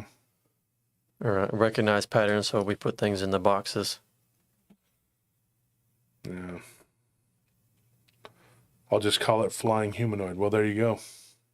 Anyways, folks, it's been nice. It's been real. We had a good time. We argued, and Tony and Anthony almost threw down. We almost threw tiny hands. We also threw ourselves towards Jeffrey Dahmer, I guess, in a way. Yeah, that was really bizarre. That was weird how that kind of went off into a weird tangent about who would be better looking than Jeffrey Dahmer. Are you really worried about that, or you would just do you want to be eaten by him, or how does that? I was using that to demonstrate why I wouldn't be eaten. I just think here at PRT we really ask the questions that matter. I thought we were past this. Well, you're never past anything, because somebody will go back in time and watch this, and then they'll take snippets of it and turn it into, you called me an engine, you know, or some bullshit, you know, because or they'll turn it into like we're like sick and want to be cannibalized or something. Yeah, some kind of weird like whatever. that German dude or whoever he was that actually did that. Like he was going on the talk shows or the chat forums. Yeah. So if you haven't joined to become a member to be part of the giveaway, join. It's good, great, join. You know, that way you guys can be entered into the giveaway we do every Sunday. Sunday's the big giveaway, but we may throw a curveball and start doing the giveaway on Friday. So Friday may become the new giveaway night. I think we're going to do that this coming week. We're going to do Friday.